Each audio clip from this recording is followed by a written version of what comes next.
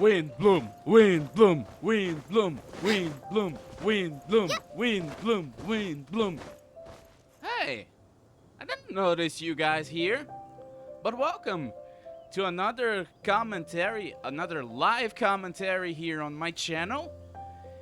And today, I gather up the squad, the Windblume squad. I have Kale, I have Sucrose, I have Amber, and I have Vengeance.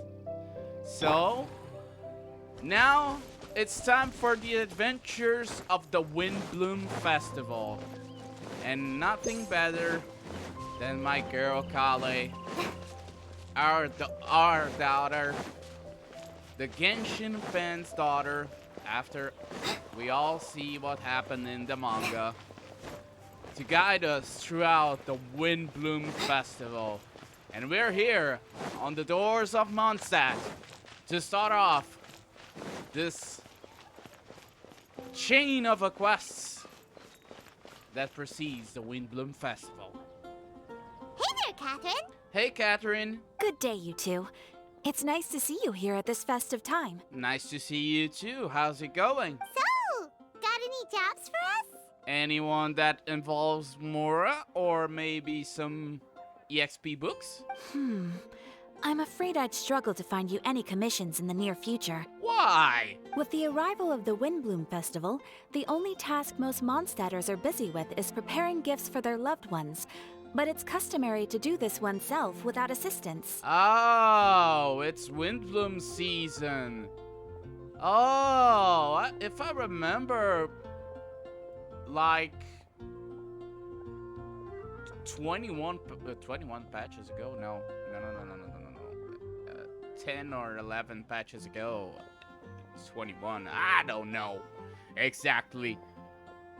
The Windblume Festival in Mondstadt was the season of love, and people didn't do jack shit. So, in the end, everyone do those things by oneself. So, Think of this period as the off-season for the Mondstadt branch of the Adventurers Guild. oh, so you guys get a vacation in the end, Catherine. Understandable. Spring is here, love is in the air, and everyone wants to relax and enjoy themselves. Even the cats at the tavern next door have been getting lovey-dovey with one another recently. Oh, so we're in the season of love. Understandable. Ew, gross. Ew, gross. You don't understand love, Paimon. You know that feeling you get when you burst out the doors after a nice nap, hoping to make it to the store before the limited edition drinks sell out, only to get there just in time to see the last 2 glasses snatched away right from under your nose by a couple of pesky lovebirds? That's what this feels like. You know what, Paimon? That's very specific of you, Paimon. Perhaps you two could simply take this chance to... Relax?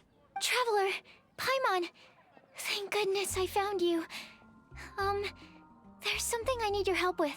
Sucrose, it's been a while. How's it going, girl? Woo! Sucrose? Whoa, Sucrose, someone needs help after all? What is wrong with you? That's no way to greet a friend we haven't seen in so long. Yeah, but Catherine told us that the Mondstadters don't need help, Paimon. And all of a sudden, Sucrose came bursting all of a sudden? No, not help like in the Windblume sense. It's just... How do I explain? Explain to us, Sucrose. Don't Go worry. ahead, Sucrose. We don't have anything else to do right now anyway. Yeah, we're free since Catherine said think of it as a way to get a vacation. Phew. Okay, So explain to us. here's the situation. I've been appointed as the Windblume Festival's special ambassador by the Knights of Favonius this year. Ooh, that's an important assignment. My task is to do good deeds for people during this festival of gratitude and love. That's a good assignment for you, Sucrose. Nice one. So how did they decide who to appoint anyway? Good question. They spun an empty bottle donated by Angel's Share inside a circle with all our names on it. Whoever's name the bottle stopped at got chosen. Yeah, that method seems like kind of a rigged, kind of a bit of a arbitrary. I think so too. But everyone said that it was to make it fair, so everyone had an equal chance to become the special ambassador. And you didn't want it to become a special ambassador, Sucrose. The thing is, I'm not great at dealing with people, so I was really daunted by it at first. But I'm still glad that I got this role. Don't worry, we all know that you're a shy little girl, but in the end you have a heart of gold. Luckily, I came up with a way to spur myself on, which has helped. Have a look. Oh? Let me have a look. Oh, a flask. What you going to do with this flask? Is that a test tube? A test tube. Yeah. What you going to do with that test tube? Yep, every time I do a good deed for someone, I get them to breathe into a test tube. That way, I can collect everyone's breaths of joy. Oh, okay. Since you're an alchemist, you want to see their breaths of joy. Sounds fascinating. Are you gonna use them in your research? Paimon. Since Sucrose is doing this, Paimon, she probably will use them on her research. Yes. I believe these breaths of joy will serve as valuable raw materials for alchemical transmutation. With any luck, I'll be able to produce something truly miraculous. Like an extra sweet flower? Darn, now Paimon's hungry. Wait, you're doing this on purpose, aren't you? Maybe. Actually, I meant something even more exciting than that. And what do you mean, Sucrose? I can't say for sure until I have more test results to confirm my hypothesis, though.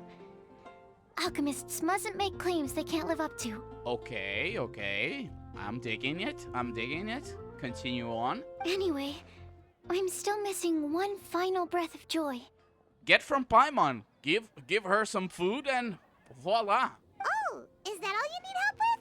That's easy. Yeah. Give your breath of joy after eating food. Just treat Paimon to a sweet madame. Then you'll get your last breath of joy. More like sweet madame breath. Hey, come on! Paimon's doing her best to help, okay? And don't be smug with me, little missy. So, does it need to be more like official or ceremonious or something? I don't know. No, joy isn't measured in those terms at all. Joy is a spontaneous feeling. Let me put it this way. Have you ever planted a fruit seed and cared for it while it grows? Mm-hmm. In the same way that those tender, sweet fruits are the product of your time and effort, the amount of joy derived from an experience is positively correlated to the degree of hardship overcome during it. Okay. For example, in my case, I would say that to experience a statistically significant amount of joy, I'd have to do something like spend 6 months developing a medicine formula to a point where it was finally consistently effective. And we're back with the nerdy talk. Similarly, in order to collect a significant amount of joy from other people, I have to find ways to do something sufficiently challenging on their behalf. Mm-hmm. Oh, Paimon gets it now. Yeah. Joy is something is spontaneous. So we have to wait for something is spontaneous. We don't have to go and simply demand that people get joy. Right, Sucrose? Long story short, you want us to help you find people for you to help. Yep. Oh, that's pretty tough given that it's the Windblume Festival and all. No at all. Because since it's the season of love, we can find people to help. Oh, I figured since you're such experienced travelers, you might have some ideas. But if even you don't know how to approach this... Don't worry, Sucrose. Leave this to me. Really? You have a plan? Experience is on my side. Well, if he's in, then Paimon will help too. With the talking, anyway. Yeah, that's the best you can do, Paimon. But, if things don't work out, can Paimon still get that sweet madame? Okay, you will get that sweet madame. Oh, come on, Traveler. This is a festival of gratitude and love, after all. How could you refuse? You will get your sweet Excuse madame. me, Sucrose? Could I borrow you for a second? package for you. Oh? Is that who I think it is? I see a little Brock. It's Kale! Oh, sure. Oh, sorry, Sucrose. I Be got right this. back. Okay, I got distracted, but I saw a very known face. I saw a very known face. Wait, is that who Paimon Yeah? thinks it is? Yeah, That's Kale, right? When exactly. did she arrive at Mondstadt? Good question. Let's see. Let's go find Kale. Where's she going? Let's go say hi. Yeah, let's go say hi. Windblume Festival Part 1, a gathering of Outlanders. Let's go say hi to Kale with Kale. Hey, Kale. Kale, hey! Hey, Kale. How's it going? Hey, you guys. What are the chances? What happened, Kale? You were staring into space just now. Something the matter? Something is going on? No, don't worry. I'm fine. You're hiding something. I was just looking at a Mondstadt children's book in the souvenir shop over there. Okay. While I was flipping through it, a piece of paper fell out. The writing on it was really mysterious. Almost like a prophecy. A prophecy, you say? If you can do these things, you may light the lantern of utmost joy and receive a supreme blessing. A supreme blessing. This is something that you can encounter in Mondstadt. And what does these things refer to? Good question, Paimon. Find a flower that is not of this world. Find a guide who will never get lost. Find one who would never lie. Find a legend that never ends. Find a flower that's not of this world. Find a guide who will never get lost. Find one who never lie. Find a legend that never ends. Okay, I'm lost. How can we help you, Kale? So, 4 things in total. Here, have a look. Okay, let me have a look. I asked a lady who owns the store about it, but she said that she didn't know anything about any paper slips. Marjorie? Yeah, I don't think she knows about those paper slips. Perhaps we can ask a friend about this later. And this friend may be the one who is the purveyor of liver failure. Our good buddy that owned F-Bard, Venti, the drunk bastard. Oh, Sucrose. Hi there. Sorry to butt in, but what's the name of that storybook you just mentioned? Oh, Oh, it was called The Boar Princess. the Boar Princess. I remember about this book. That is strange. I've read that book, and it sounds like that note you found has no relation to the story at all. Mm-hmm. Oh? Do you know her? We know her. We know her. She's our friend from Mondstadt. Let Paimon do the honors. Kale, this is Sucrose, an alchemist with the Knights of Favonius. And Sucrose, meet Kale. She's a trainee forest ranger from Sumeru's Avidia Forest. Oh, the introduction of the introverts. That's so cute. Hello. Hello. Hi. Oh, it's so cute. Mm-mm. Oh, that's so cute. That's so cute. Those two. This is getting awkward fast. They're both so shy. They're both introverts, Paimon. Come on. Give them a break. So, Sucrose, what are your thoughts on this prophecy? Could it be real? Oh, Kale has grown up too much. Oh, I'm so proud of her. Without having done any research, I couldn't comment definitively. Mm-hmm. Mm. Oh. But if you want my subjective opinion, I don't think that it's a nasty prank or anything. Why not? The only people who read children's books are those with a childlike wonder and imagination. Or children, of course. I'm sure that whoever put this prophecy there would understand that. Mm-hmm. Would they really do this just to spread lies and ruin someone's innocence? I can't imagine anyone being so cruel. Me too. That's a great take. I love it. Aw, the two introverts getting along. Exactly. Who would want to hurt a child's feelings? I don't know.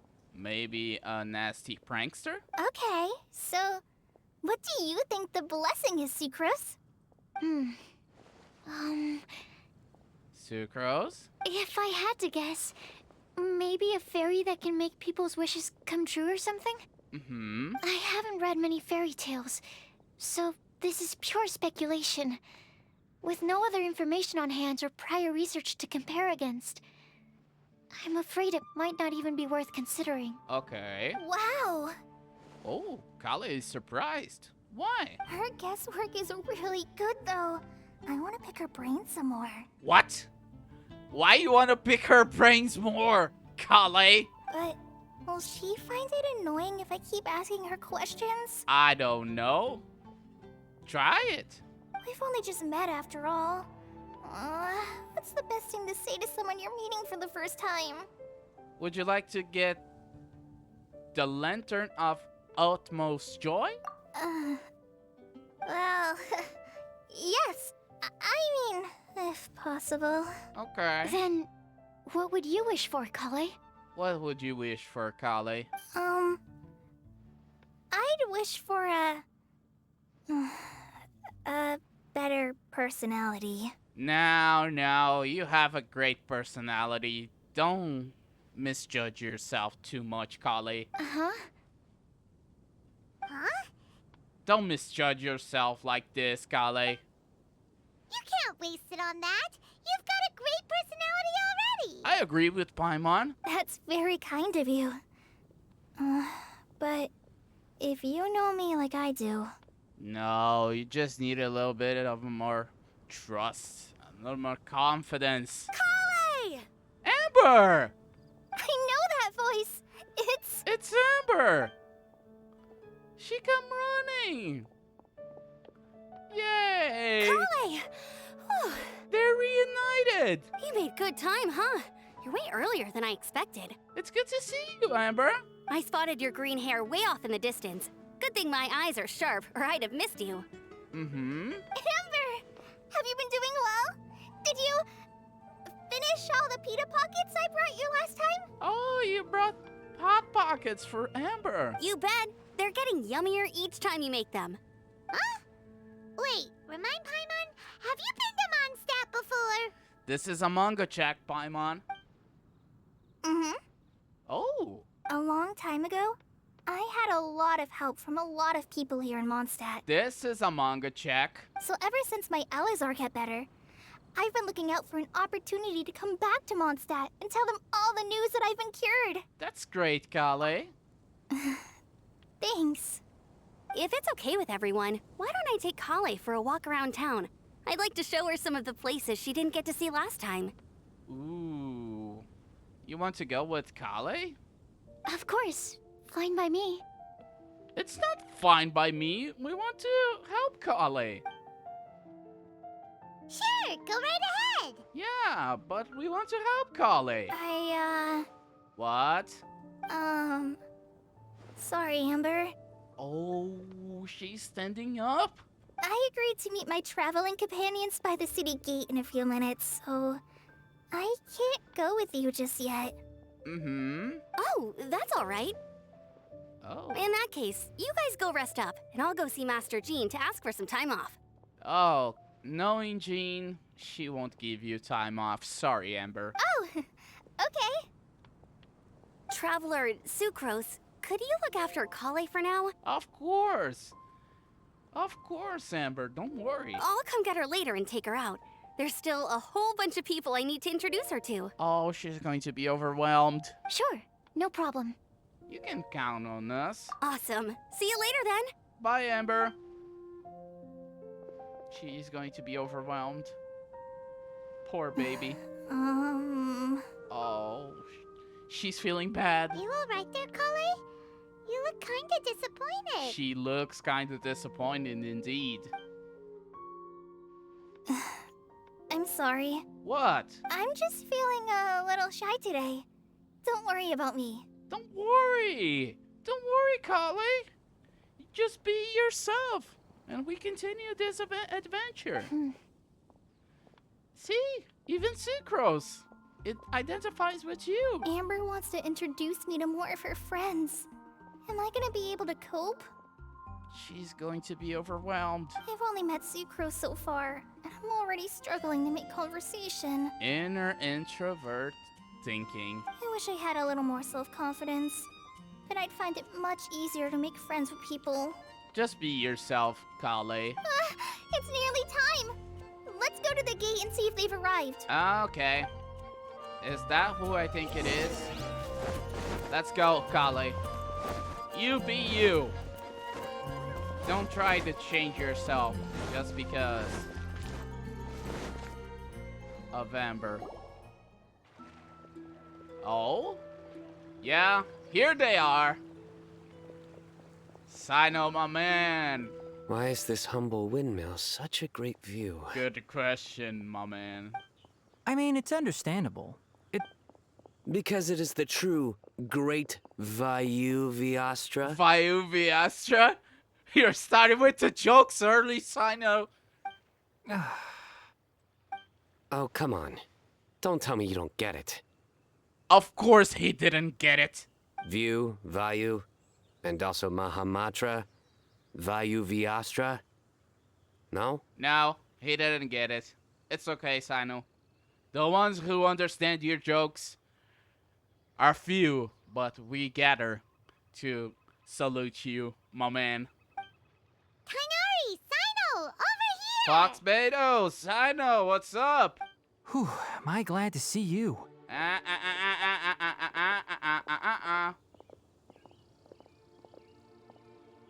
And who's this young? Master, this is Sucrose, an alchemist with the Knights of Favonius. We just met.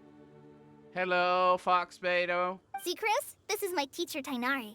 He's a highly respected forest watcher in Sumeru, and he's also a very famous botanist. Oh, she's presenting her sensei. Kale's exaggerating. So you have a teacher as well. The pleasure is all mine, Tainari, sir. Oh, that's so cute. She made a friend on Sucrose and now she's presenting her sensei. Yep, he's extremely knowledgeable too. Like a certain someone we know in Mondstadt. And this is General Mahamatra Sino of the Sumeru Academia. Oh. He's really famous in Sumeru as well. He's tough as nails, but he has some good jokes. Greetings. Though if I might say so, we're purely here for personal reasons. You needn't be unduly concerned with our official positions. Okay, my man. And Kale, there's no need to use my full title. Sino is fine. Or sir, if you absolutely must. Sir? Why sir, Sino? Indeed. Keep me company? But it was you two that insisted on coming.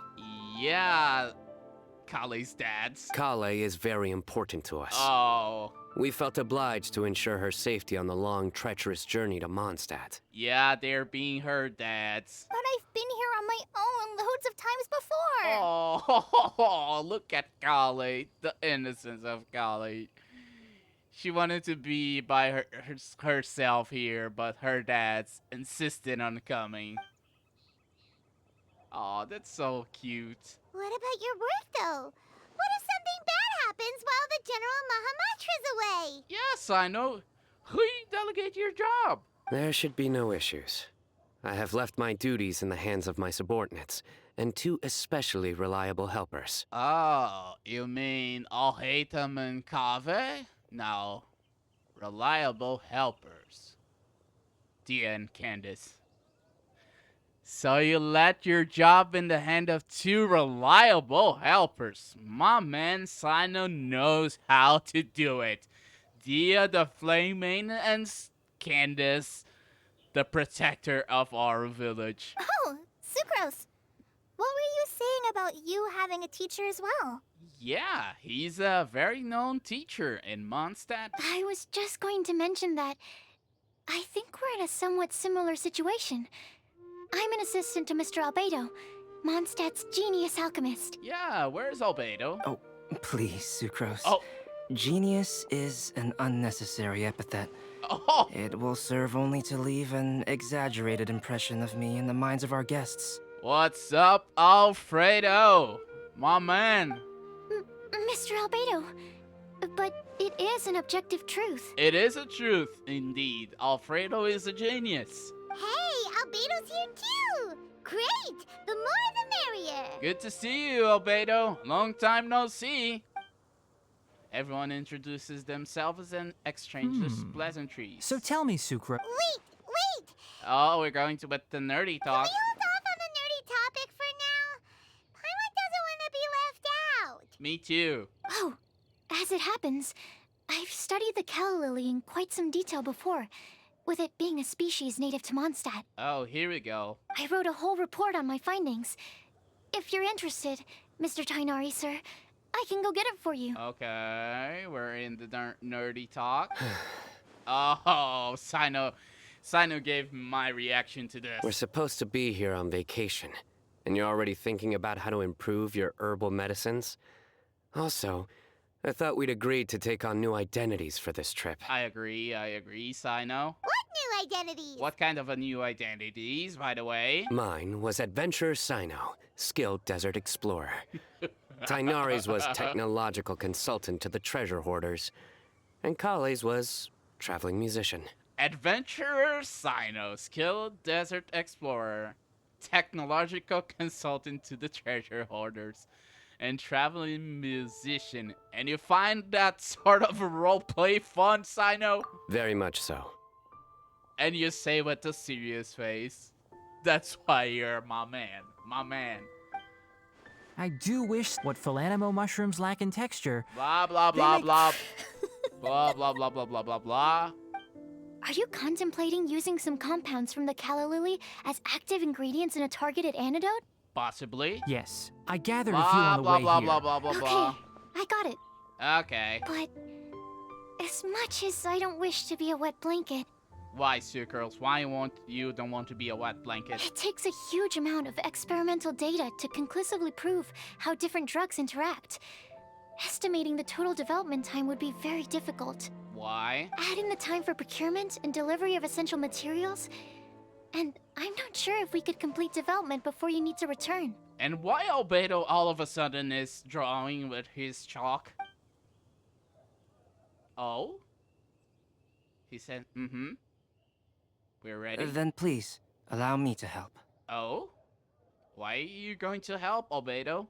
Mr. Albedo, Apologies for my tardy entrance in the present discussion. You were drawing with your chalk, mister.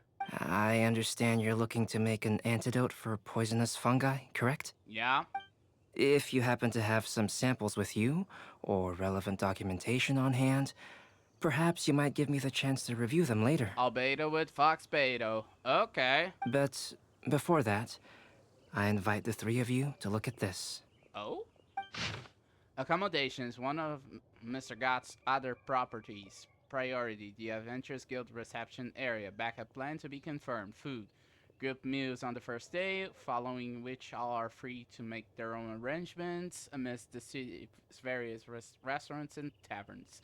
Self-catering facilities will prepare at lodgings. Outdoor activities, considering our guest sightseeing interests, Sucrose, Timaeus, myself, and some of the Knights of Favonius can accompany our guests, splitting in groups where necessary, obtaining souvenirs, multiple collection methods. With Windblume's glory, the outdoors themselves, creation through alchemy and handcrafting are all other possibilities. Scientific observations, emphasis on botany, official business, no such needs at the moment.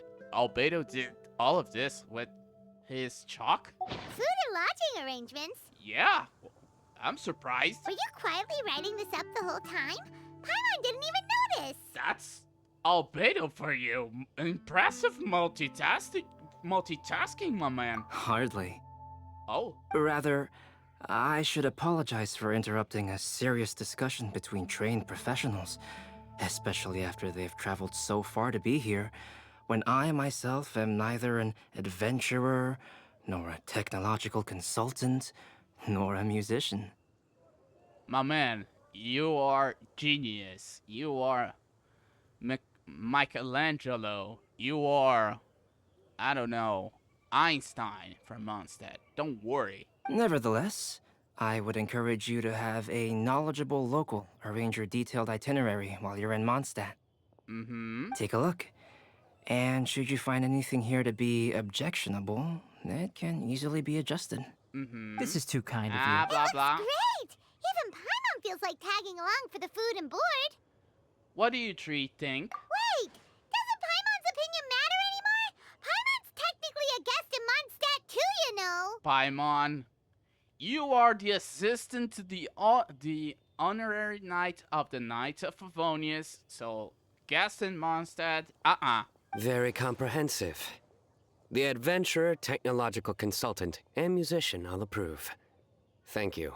Why are you being so strict, Sino? Just one thing. Blah, blah, blah, blah, We'd blah, like blah, the chance blah, to blah, cook blah, as blah, well. Blah, blah, blah, I'll blah. help pitch the tents. Okay, Kale. I can help too. And Paimon will take him to Good Hunter to order some starters. Mondstadt's cold cut platter is not to be missed. Nice idea, Paimon. Great, then it's decided. Okay. Sucrose and I will bring the three of you to your inn for a quick rest. You two, let's meet by the lake this evening. Okay. Sounds good. Let me give you a quick explanation of why I'm giving blah blah blah blah blah when Tainari speaks. Welcome to Mondstadt. Enjoy the Windblume Festival. Shut the fuck up, Lawrence. I'm trying to talk with my viewers. Here's the thing, guys. I'm distracted. All those people keep talking and talking and talking and talking and talking, so let me be simple and direct. It's not that I hate the character Tainari. It's because the person who voiced Tainari on this event still is a person who did bad things.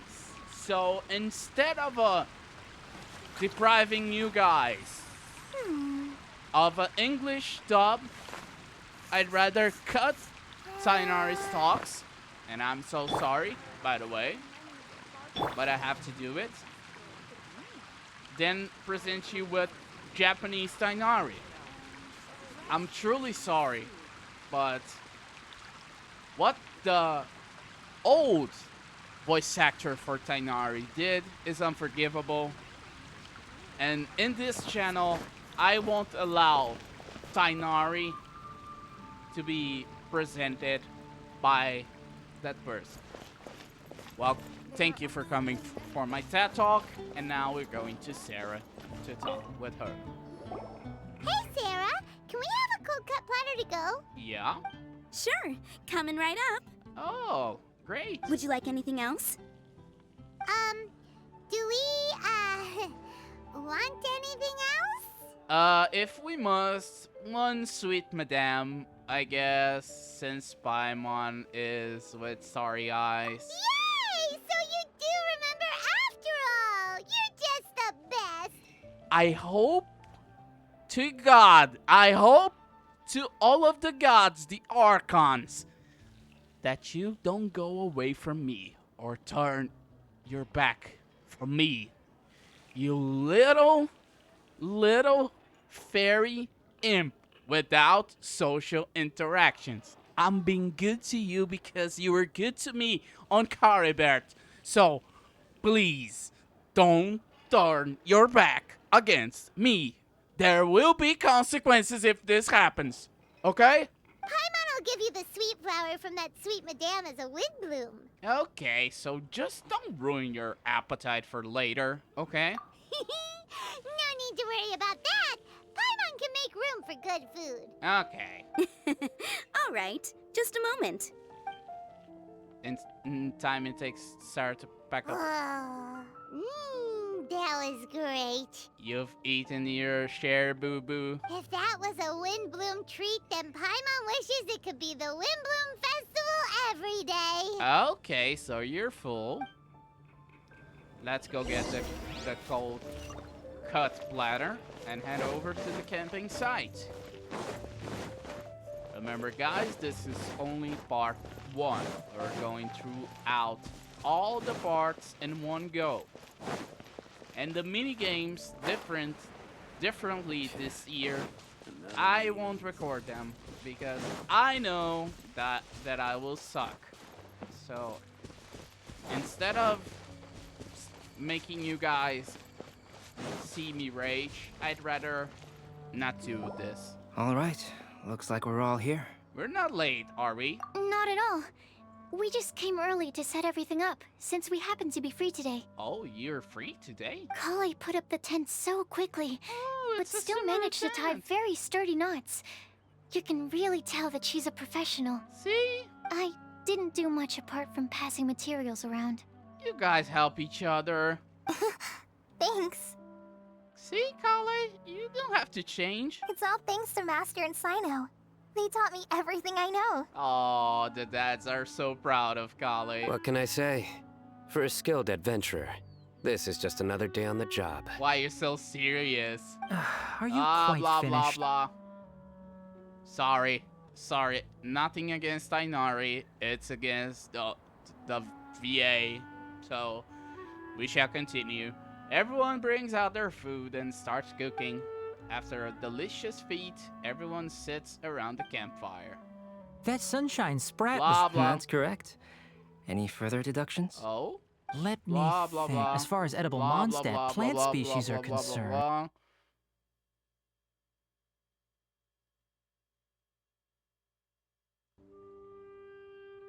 Small lampgrass? Blah, blah, That's blah. right. I've long heard that Sumeru's fish with cream sauce is noted for its gentle texture, which brings out the tenderness of the fish. Here in Mondstadt, we're not quite as varied in the use of spices as in Sumeru, but the principle of bringing certain distinct flavors to the forefront through combinations of natural ingredients is very much the same. So we're talking cooking style. I liked it a lot. I'm Blah, curious blah, as... blah. I'll write a copy of the recipe for you. Oh. Would anyone like to try the nutrient-dense meal I made? Ooh, I'll have some. me too. What about you, Kale?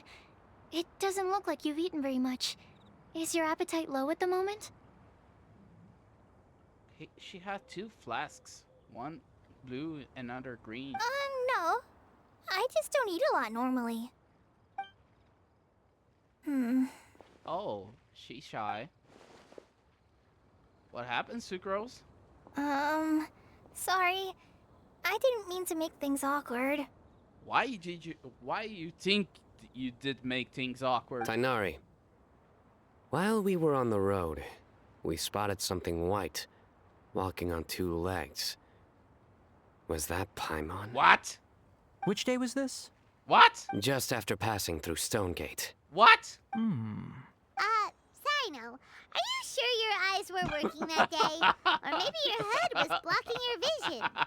Paimon always flies. There's no way she'd ever walk. Yeah. Is that right? Yeah? I thought that you'd made me snacked on too many local ground nuts. What? What? What? Oh no, my man. I know. Why? That was not a funny joke. No? Not funny? No, not funny. Not funny. Sorry, my man. Ground, you know. As in ground up, but also the ground. Ground nuts make you fall to the ground. It's no one gonna stop him from explaining. Is no one going to interject? Think Blah, of this blah, as... blah, blah, blah. Still, we could test the hypothesis. Tainari says that think of it as a process that the jokes that Sino makes is because he considers you your friend.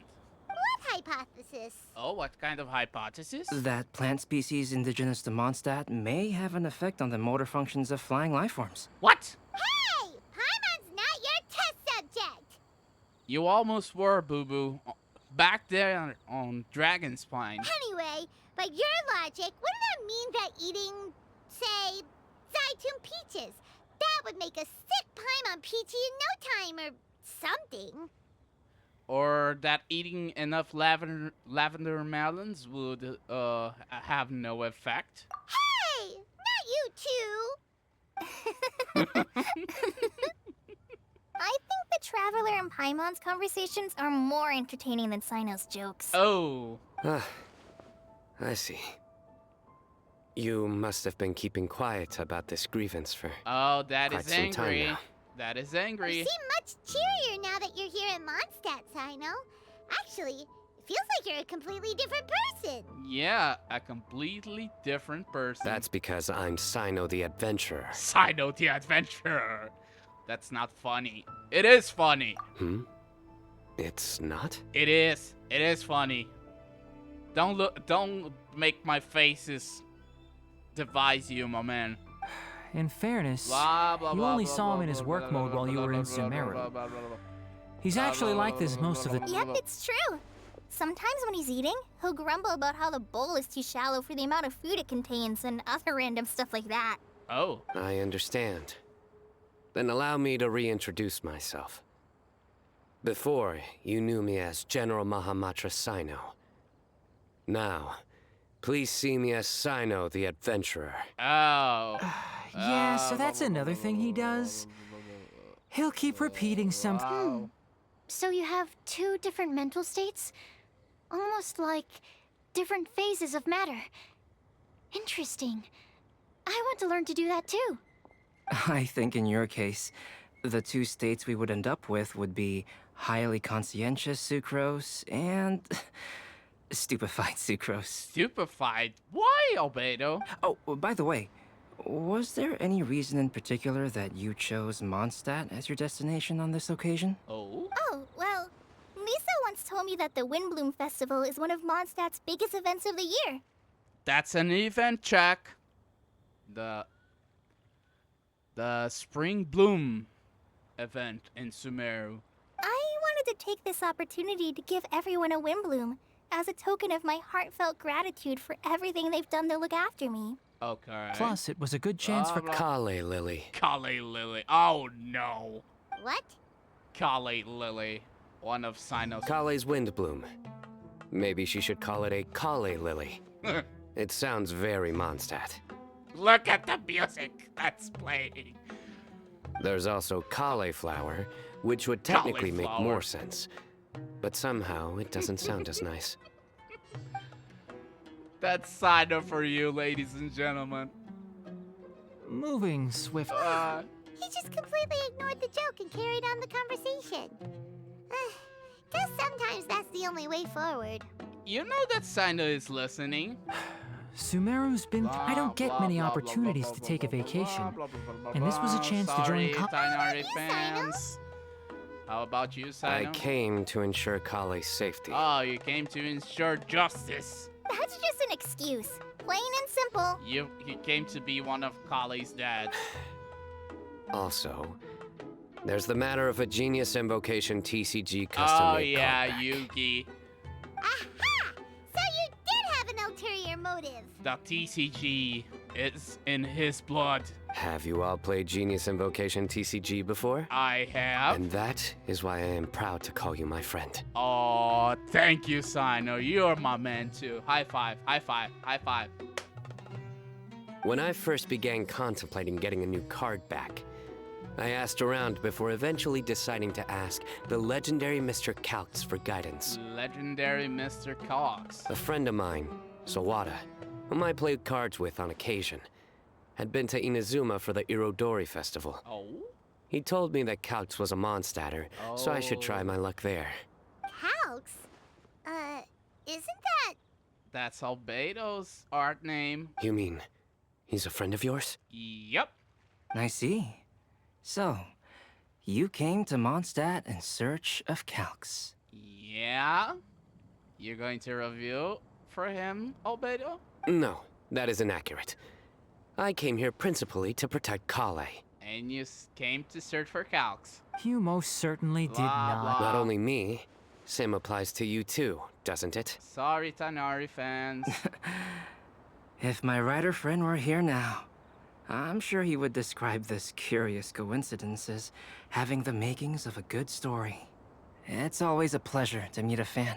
Ooh, Oh, here it comes. the reveal. Wait, you mean you're Mr. Calx? Exactly. Having my new friends address me by my pen name feels somewhat unusual. Please, just call me Albedo. Huh. So you're Calx. You didn't have to say all that. Oh? I don't usually take private commissions, but I believe that we are friends now, all of us. Yeah? Our conversations have been deep and interesting. And Sino, your passion for this game is indeed one of a kind. I can see it in your eyes. Mm-hmm. Obviously. He's the Yugimoto. And given that you've come all this way from Sumeru to see me, I'd be quite honored to take this commission. Ooh, Albedo being a homie to Sino. Wow, your teacher's so nice. Indeed. I feel the same about yours. Well, they definitely have different personalities, but they're similar when it comes to their character. No wonder I call them Fox Beto and Albedo. So, how much should I budget for the timeless masterpiece you will produce for me? Timeless masterpiece. Come on, Sino. Surely, timeless masterpiece is something of an overstatement. I agree, it's an overstatement. Any artwork fit to appear on the reverse of my card decks is by definition a timeless masterpiece. What? Even if I do say so myself. That's a TCG fan for you. Don't mind him. Blah, blah, He's blah. TCG nut job. jobs I are see. all like this. So, this has an almost religious significance. Well, for starters, I'd like to hear a few more of your jokes. What? No. No. You like his jokes? My jokes? You like them? I do. What? Really? I didn't see you laughing. Albedo is not the kind of person who laughs too much, Sino. Yeah, well, the joke's ability to induce laughter is a separate matter, but I certainly find them fun. That's a homie for you. If I might interrupt, does anyone else smell something strange? Something strange? My nutritional meal! Let's help Sucrose. Will it be okay? Should we go over and take a look too? Let's help Sucrose. Let's help Sucrose. Let's go, let's go, let's go. Sucrose, you need help? Oof. Only the base is burned. We can still use the cooking pot. It just needs a bit of a wash. Good thing Tainari's nose is so sharp. Has he been in this kind of situation a lot before? Don't let it get you down, Sucrose. I know, it's just... I'm sorry to disappoint Sino. I guess we'll have to do this again another day. Don't worry. Yes. I'm not sure if you've noticed. What? Kali seems a little... depressed. I noticed she was in a low mood when everyone was talking. Is she? Remember that note she received? Oh? I was just thinking. I want to try solving this riddle and giving Kali the chance to accept the blessing. Oh, you want to help Kali. Oh, yeah! She's someone who needs your help. Actually, Paimon, thinking about it, the both of them needs their help. Exactly. Maybe she'll be willing to breathe into my test tube. But anyway, that can wait. As much as I'd like to make progress in my research, I'd prefer to see her smile. Oh, that's so nice of you, Sucrose. All right, we'll help out too. We'll help out. You will? Then tell me, honestly, do you think that this prophecy is for real too? I know how I can find out. Uh-huh. Right. And I'll be back shortly. I have a little friend that knows about this. All right. Let's meet at the alchemy crafting bench in the city. I've got some thinking to do in the meantime. Okay. Sounds good to me. We're back. We're back. Is anyone okay? Oh, what a shame. You just missed a joke about windmills. Oh? And you found them funny? Stop, please. That bad, huh?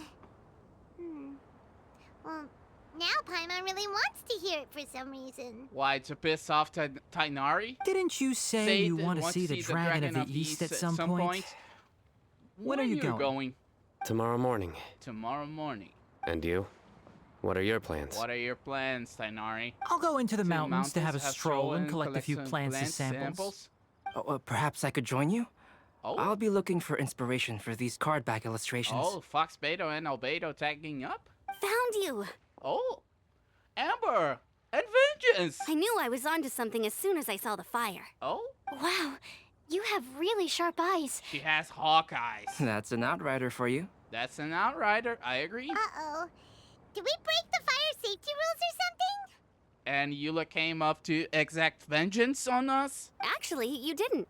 Strictly speaking, you should have reported your plans first. But since two of our very own alchemists are here, I'm happy to look the other way. Okay. Ah, yes, introductions. I'm Amber, and this is the Reconnaissance Company Captain Eula, a good friend of mine. Eula? It's good to see you, even if you don't are in this 3.5 banner. Don't exact vengeance on us, please. I have you already. Good evening. You are friends of Kale, yes? A pleasure to meet you. Hello, you're being nice, Eula? That's a sight and a half. Oh, Amber and Eula. The pleasure is ours. I've heard a lot about both of you from Kale. Oh, really? All positive, I hope. You asked that last time, too. Of course it was positive. I'd say. We hear the latest news about you every time you write to Kale. Oh, so Kale talk about them to her dads. Glad to know we've made a good impression so far. Anyway, we're just here to collect Kale, so don't let us interrupt your chat. Okay. Come on, Kale. We're gonna take you to check out a few scenic spots. Okay, great. Nice. So, the three friends go out. Still as high energy as always. You're a proud dad, huh, Sino? You know Amber? That's a manga check? Yes, we've met. She's Kale's most important friend. And for that, we are also very grateful to her. That's a manga check for you. That's Amber for you. Her outgoing personality means she can make friends with just about anybody. Oh, what happened, Sucrose? It's getting late, and we still have a lot lined up tomorrow. I suggest we all head back and get some rest. Yeah, we should preserve our energy. All right. I'll start packing up. Everyone packs up and say their goodbyes in the dark of the night. You're gonna get the tone-deaf bard to check out that note, aren't you? That's right. Guess Paimon knows you pretty well, huh? Exactly. So don't turn your back on me, please. Knowing him, he should be hitting the taverns around this time. Oh, of course. He's drinking his fill of wine. We can go corner him and make him answer our questions. Let's move. Okay, let's move. Let's go corn it up. Corn it up. Corner up, Venti. Since he is the drunk bastard. You want to see.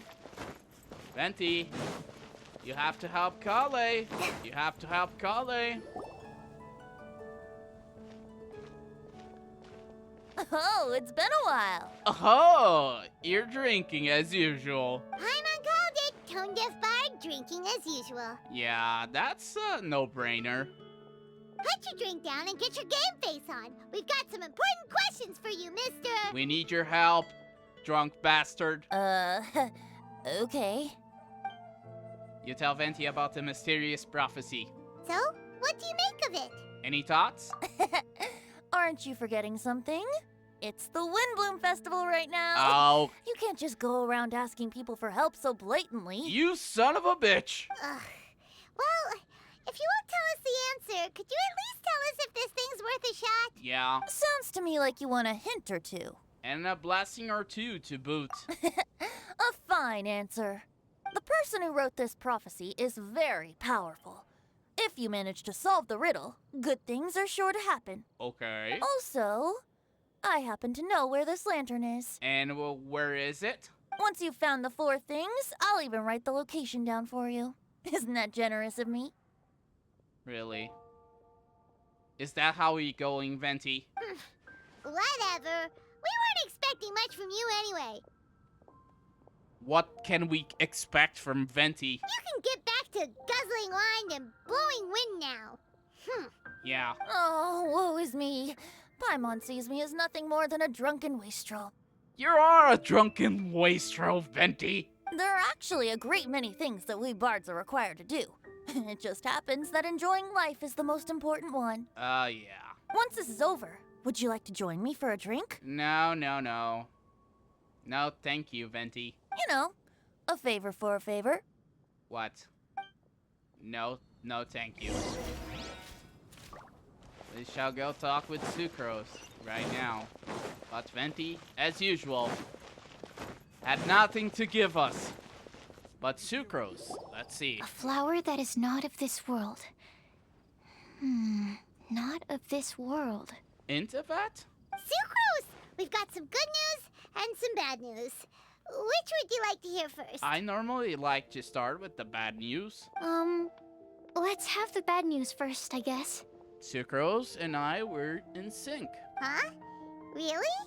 Don't most people usually want to hear the good stuff first? No, but just get to the point, Paimon. Oh, alright then.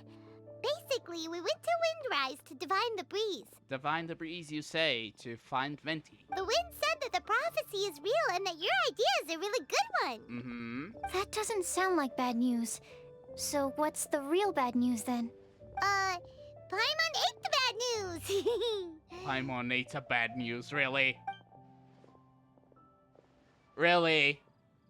Blame Sino. If it's not funny, then it's his fault. Blame Sino, yeah.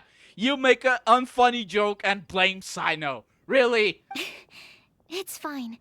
Well, that puts my mind at rest. Now, back to the other issue I've been mulling over. Okay. I was thinking about the flower that is not of this world. It could mean a human-cultivated variety that doesn't occur in nature. But that's basically claiming that it doesn't come from this world in the first place, when actually it's just a variant of an existing breed. So, the initial question is, can the flower's origins be traced back to a natural organism? If so, it cannot be correctly described as not of this world. But then, supposing we identified something outside of that category, whose job would it be to decide whether it belongs in this world or not? Then the question becomes, do of this world and from this world mean the same thing? Or is it deeper than that? Continue on. Whoa, slow down! Paimon's head is already starting to spin. My head just spinned. Okay, I did have one other line of thought as well. What about a flower created using alchemy? Would that be not of this world?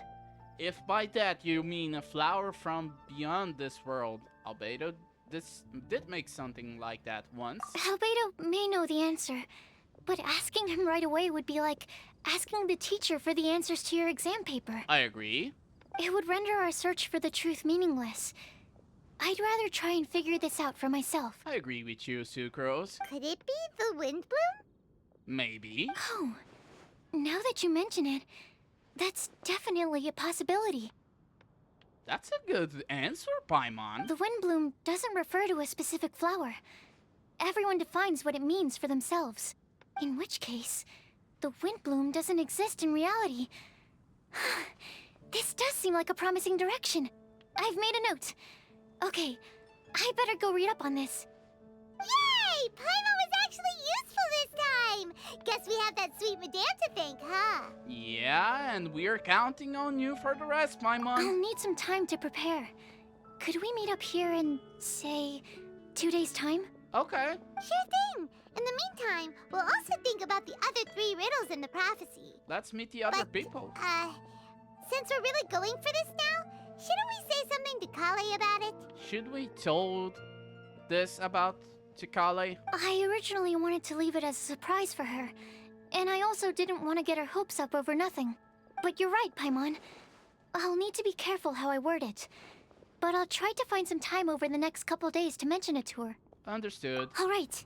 Thanks so much. You're welcome, Sucrose. And part 1 together of Outlanders is complete. And the event is officially open. So now, we're going different route this time. Because we want to see if the characters we can encounter on day 1 are as they are supposed to be. Like Amber, Eula, Kale.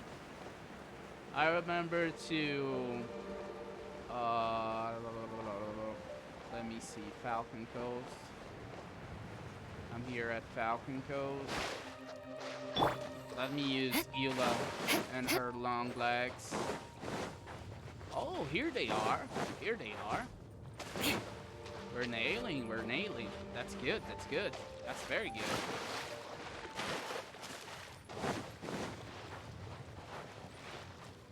That's a funny pick to say. Eula? Whoa! Did you two see that? A bird with huge wings just flew by. Aww. If Master Tainari was here, he'd be able to tell you its scientific names, species, and behaviors. Yeah. But as for me, all I can tell you is it isn't a species we have in Sumeru. Oh? Then what kinds of birds do you have in Sumeru? Oh, Eula interested in something? Dust birds. They have the most beautiful, vibrant colors. The feathers on their chests are the color of ripe sunsettias, and their wingtips are the color of tender mint leaves. They're not too skittish around people, and at my tree hop— Oh? I mean, this tree that I often go past, there's a dusk bird there that always looks at me like it understands what I'm saying. Okay. I once picked up one of its feathers from the ground. It felt really nice. You have keen observation skills and a love for living things. You'd be better served directing your energies there, rather than sighing and whining all the time. Oh, Eula! Eula says things in the most awkward way possible sometimes. Just ignore the second half, Kale. But Eula was right. No, it's fine. I know what she means. She does have a point. Are you hungry for fish? I see quite a few over there. Sounds like someone's up for a fishing contest, huh? Fair warning, though. I won't lose. Oh, a fishing contest, you say? Seriously? Another competition? I thought we were supposed to be sightseeing. But still, wait for me. Oh. So Vengeance doesn't want to lose the fishing contest. Okay. Okay. That's okay for me. Now we're in here. Where is my dude, my man? Sino. More speed. Let's use more speed, Eula. Let's talk with Sino and Choco Boy. What's up, Sino? So this is Storm Terror's lair. Mm-hmm. From which direction will Storm Terror appear, I wonder? Why you brought this big of a camera here, Sino? Excuse me. Hello? Who's there? It's Choco Boy. Oh, sorry. I didn't mean to disturb you. I apologize as well. I acted on force of habit. You must be a local, yes? My name is Sino, and I'm here sightseeing in Mondstadt. In truth, it is I who am disturbing you. Okay. Might I ask if you're looking for something here? What kind of something? I'm waiting for Storm Terror to arrive. What? You even set up a camera. A big camera? Yes. I hope to capture a good picture as reference material for an artist I know. Oh, in that case, let me help keep watch too. From what I've heard, Storm Terror's movements have some regular schedule. Oh, regular schedule? Roughly how often does it appear? Hold on. I'll have to check against our data first. Let me consult my notes. Oh. Mika?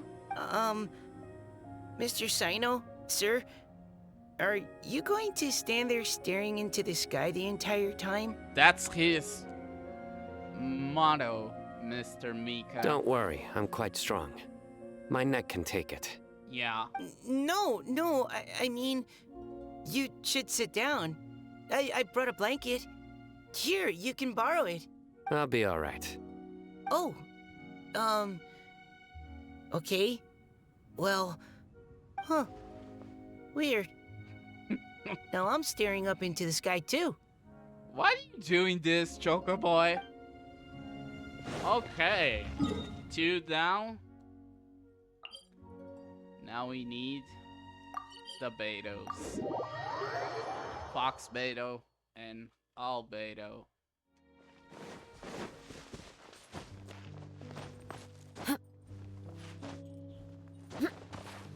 Eula, please. Please, Eula. Don't make me shame. More speed. Yeah, more speed.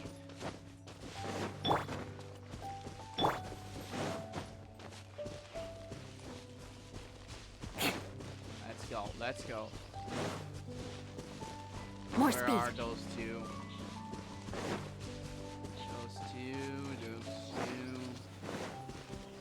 There they are.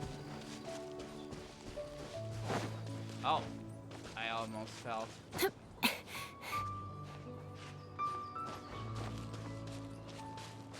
they are. Those two crazy scientists. Where they are, I believe they are up there.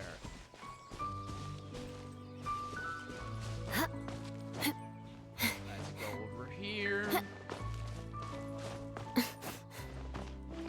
Here they are. Sightseeing. More speed. Albedo and Fox Beto. I've heard that Cecilia, though they can be... Shall I ask I should... Is this you? It's... Unfortunate. In that case... Back to our pre... Oh, nerdy topic. I'm sorry, guys. Let me see. 1, 2, 3. There's a fourth? Oh, there is the girls in Sumeru, but... I think we should go to part 2 before we can continue. So it demands one of the best mechanics on all game. The advancing clock.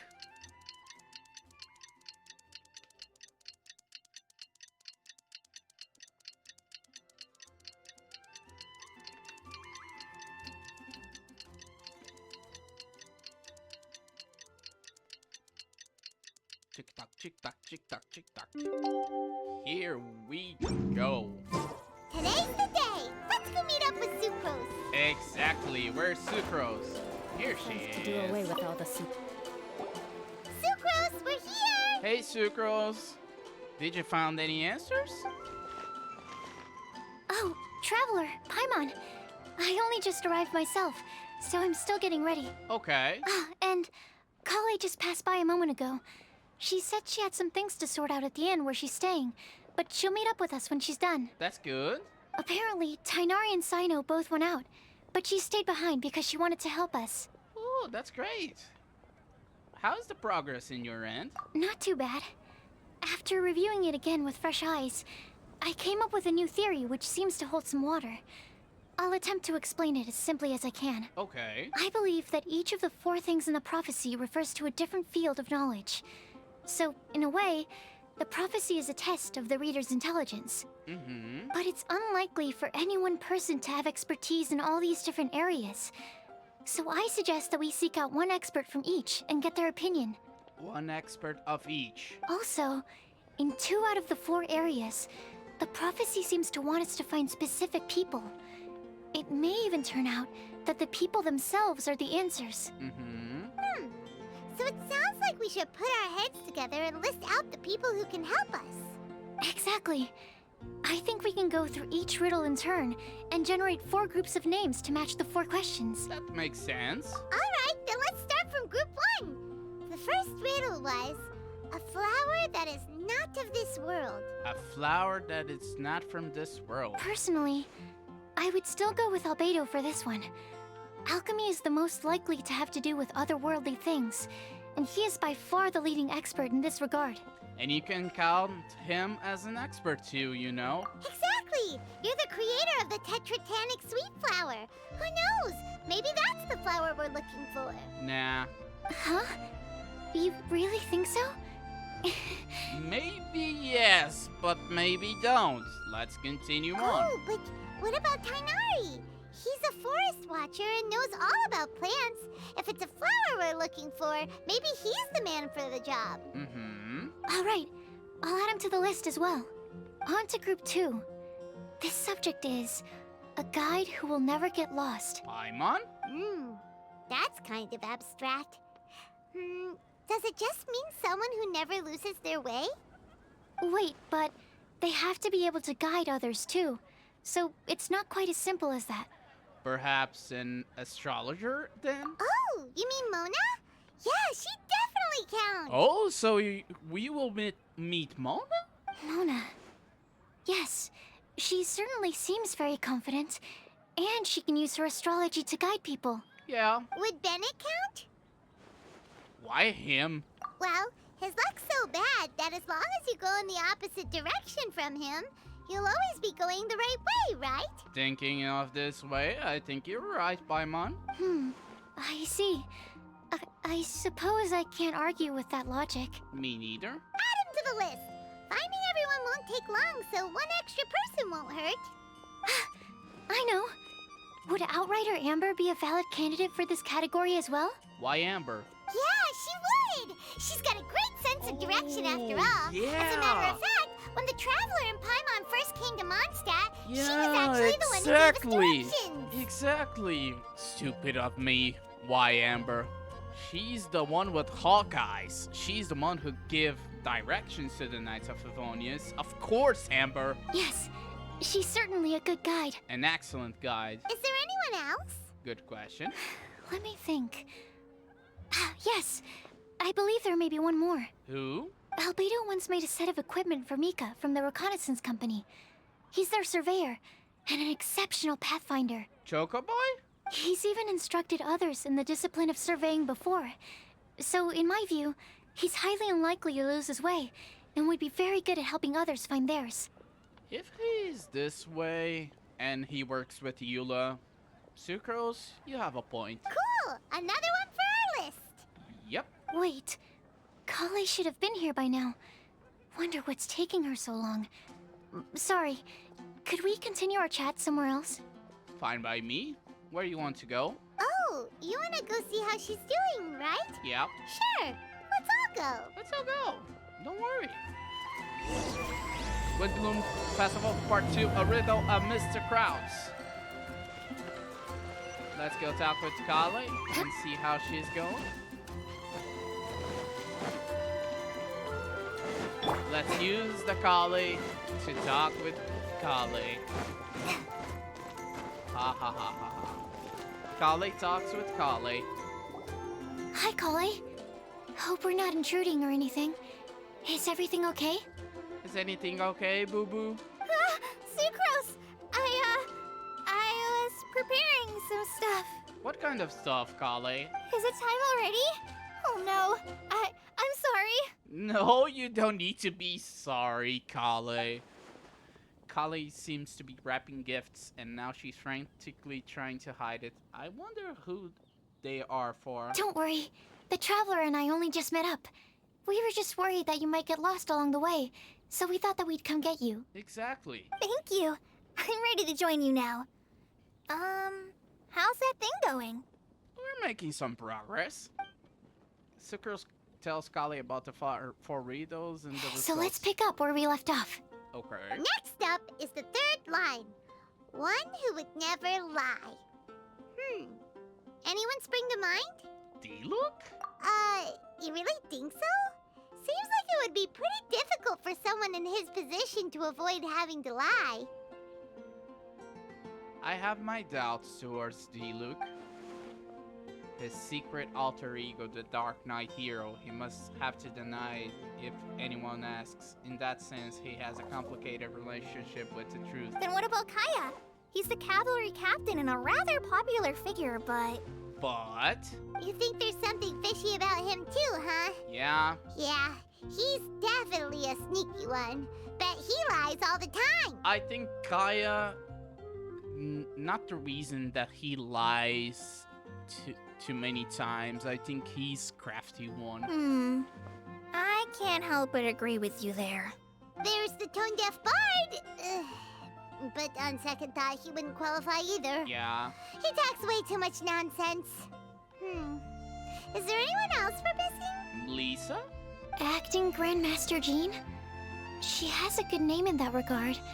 But from what I know, she sometimes covers up the truth out of concern for those around her. For example, when Lisa loses track of time in the library and misses her patrol shift, Jean will come up with some excuse, like Lisa's ill today. Also, she sometimes makes up stories to get Klee to behave, like the one about the big monster that comes to catch naughty kids who don't go to bed on time. Do you think that rules her out? No. White lies are still lies, but do we really have to reject her because of some harmless fibs? It's not like she had evil intentions. This prophecy seems like very strict. No, we're the ones being strict. Yeah. Rosaria doesn't strike me as the type of person to lie. Oh, you mean Batgirl? Oh, Kale. You probably haven't met her yet, have you? She's a sister from the church who looks, a little scary and not very sociable. What gives you that impression? She stopped by the alchemy bench once, a long time ago, and asked me about Albedo. Oh? I thought maybe she was trying to find him, for work or something. But when I asked, she just said that she was curious about him because he was so intelligent, and wanted to talk to his assistant to find out what he was like. Oh, Rosaria is sus of Albedo. A lot of people might have given a more tactful justification, but I could see in her face that she wasn't trying to hide anything. She was just very direct and straightforward. That's why I don't think of her as the lying type. Me neither. Rosaria doesn't look like the sort of person you'd want to get into a fight with. Maybe she just fights her way out of situations that some people might lie to get out of. I can definitely see that. I've also heard the other sisters say that Rosaria doesn't even make excuses when she skips choir. She just doesn't show up. She's direct. She's a tough cookie, huh? Let's put her name down. Yeah. In that case, I think Sino fits in this list too. Besides his jokes? Yeah. True. Lying's probably more trouble than it's worth for someone like him. Kinda like with Rosaria. Exactly. Oh, and Paimon also nominates Razor. Bet he couldn't lie to save his life. Poor Razor, Paimon. The guy was created by wolves. Why? And somehow he lies. I've also got someone else in mind. Noelle, the trainee knight. She's a very honest person. I don't think she'd tell a lie. Oh, Noelle is the most noblest heart in all of Mondstadt. Alrighty, write her name down too. Okay. Wait, there's one more person. You know, our long-standing staffer at the alchemy bench. You mean Timaeus? Huh? You mean Timaeus? Yes, him. Truth be told, he's been love-struck recently. Oh, I saw in the banner. Yeah, my man is love-struck. He swore that he wouldn't say a dishonest word or slack off until he succeeds in getting the woman he loves. Okay. Timaeus has a crush? He has a crush. Yes, that's right. Well, who is it? Do you know her? I think we know her, Paimon, if you remember the alchemy event in Liyue. I've never met her. All I know is that she's from Liyue. Timaeus says that she's fun, has a great personality, and is very, very good looking. All great qualities, but that says nothing about her identity. Since we're on the topic, helping Timaeus win the lady of his dreams was also one of my goals for this Windblume Festival. Oh, so you want to be his Cupid? What? His lady of his dreams? But how can we help with that? Yeah. I don't know. Make sure he uses nice paper and a fancy envelope when he sends letters to her. Help him pick a nice gift and wrap it properly. That sort of thing. Yeah. I had the same situation once in the Avidia Forest. I I helped another forest ranger out by delivering a love letter to the coworker she likes. Okay. Yep, that sort of thing exactly.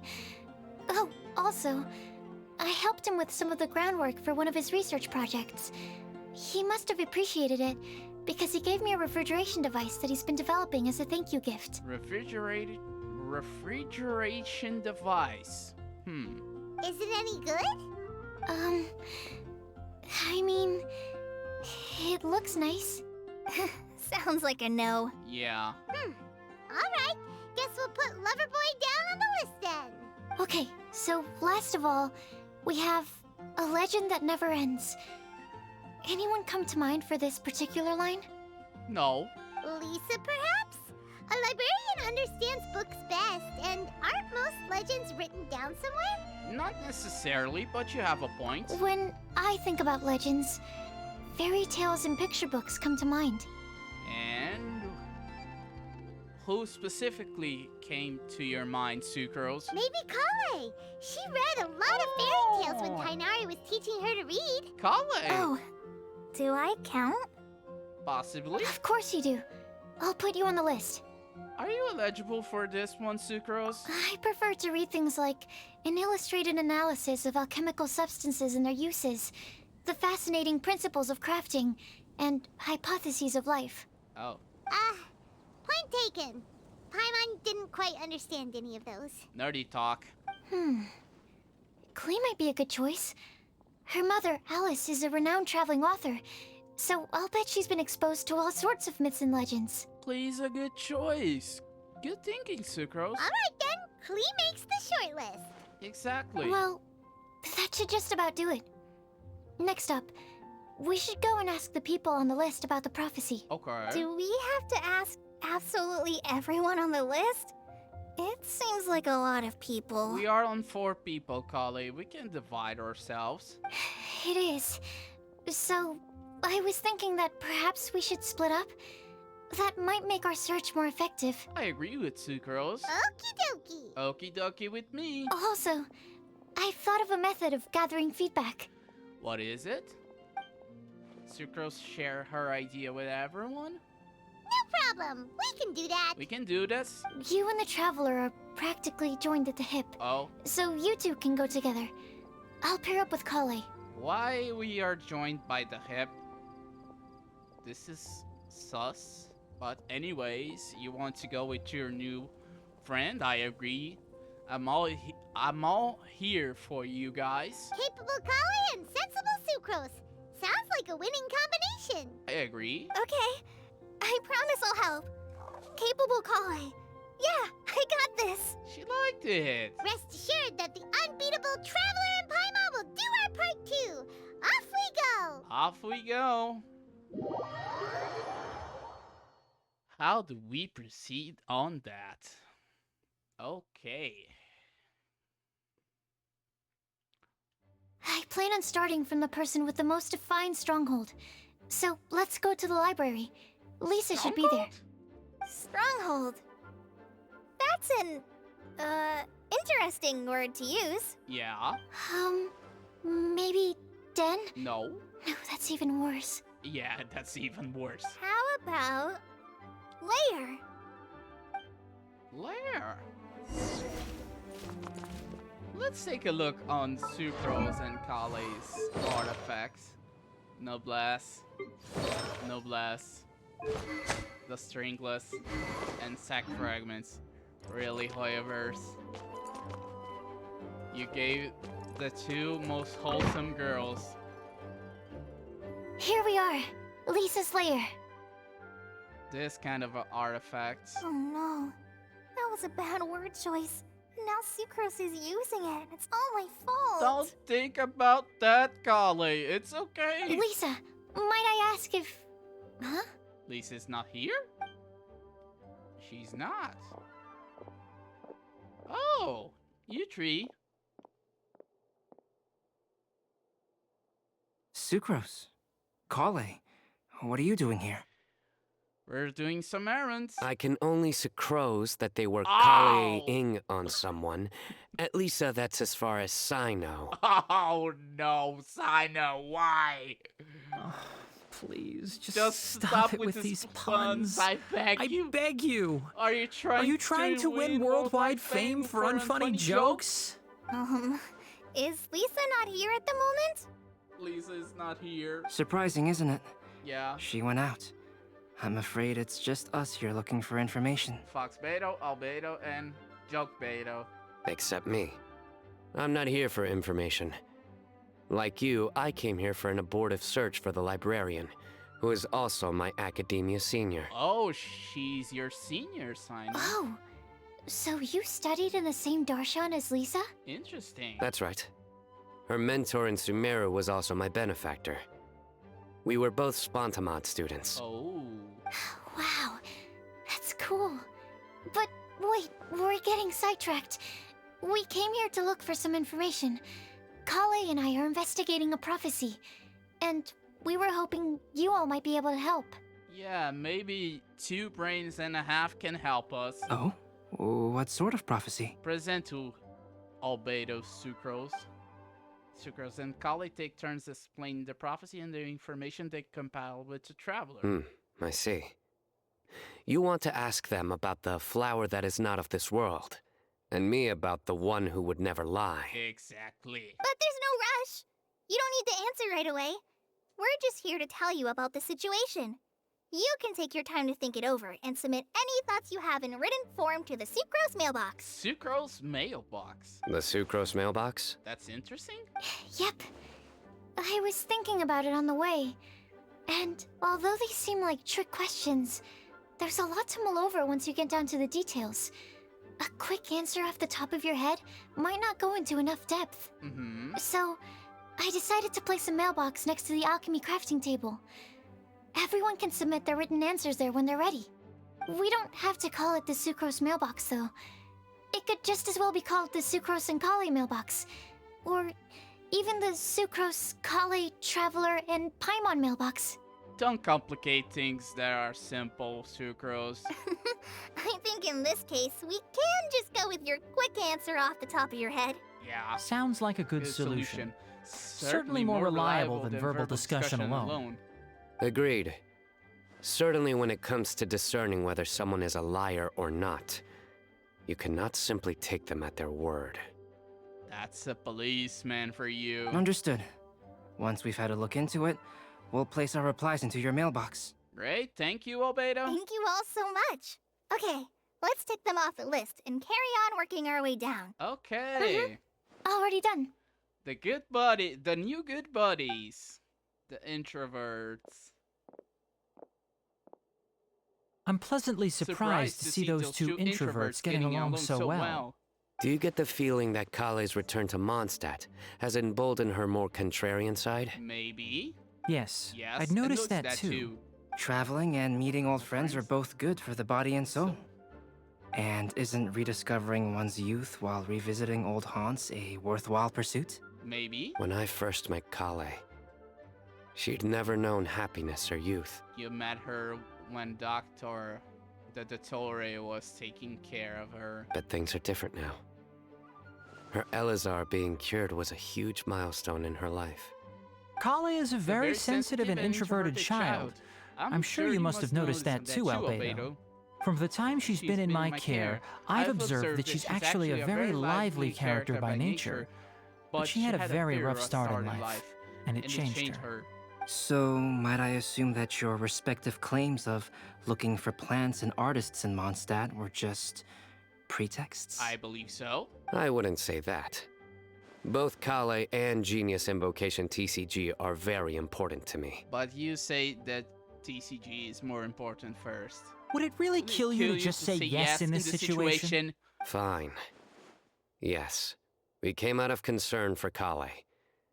She's been back to Mondstadt of her own accord several times, but it has led to no significant improvement in her mood. Well, it won't hurt to give her some more time. I believe that Sucrose might be able to help her.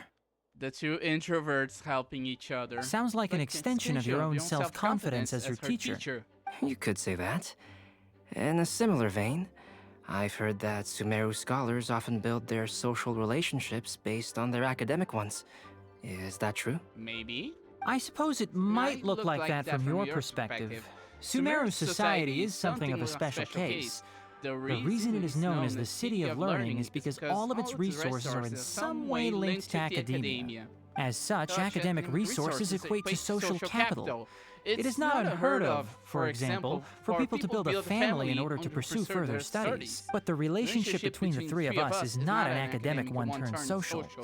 We've never even worked on a paper together for starters. Oh, so the academic paper is the nexus of the academic family. Interesting. Interesting to say the least. I would think of us more as siblings. An equal and pure relationship, unaffected by academic considerations. Siblings? You guys are more like dads, Tsukale.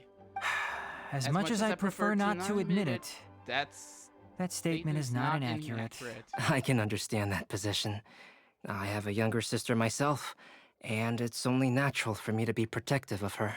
And he's talking about Klee. What you described fits the idea of a city of learning, as I imagine it. The family is where all social relationships intersect. As such, a family founded on common goals may actually be more stable. I agree. By the way, who's the eldest between you? Oh, good question, Albedo. Let's not go down this rabbit hole, please. In terms of age, I'm the eldest, of course. He just doesn't want to admit it. You have the white hair, Sino. But your mental age is younger than that. I dare say even by enough to be the youngest sibling. Perhaps I could bring Kale into this happy family to be your elder sister. No. You will never see me admit to being the youngest sibling. Except perhaps as a last-ditch effort to turn the tables in a game of cards. Oh? Okay. After bidding farewell to Sucrose and Kale,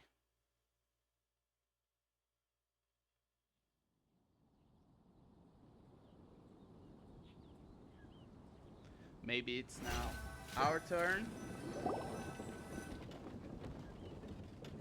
Guess we'll leave Kale and Sucrose to it. Fingers crossed all goes well for them. Now then, where should we go first? Let's try our luck at the bulletin board, shall we? Yeah, let's go to the bulletin board. A lot of people tend to show up there at some point in the day. Maybe we'll get lucky. Yeah, let's let those two interact some more. Let's go to the bulletin board and talk with people again.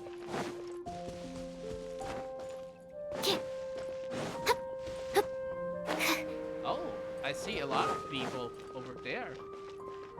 Choco Boy, Lisa, Bennett, and Razor. A lot of people. Nice, just as we hoped. There's a load of people here. Exactly. Huh? Even Lisa's here. Hi everyone, long time no see. Except Lisa. Hey there, Traveler and Paimon. It's been a while. How have you been? We've been good, Bennett. How your luck is going? We've been doing pretty well.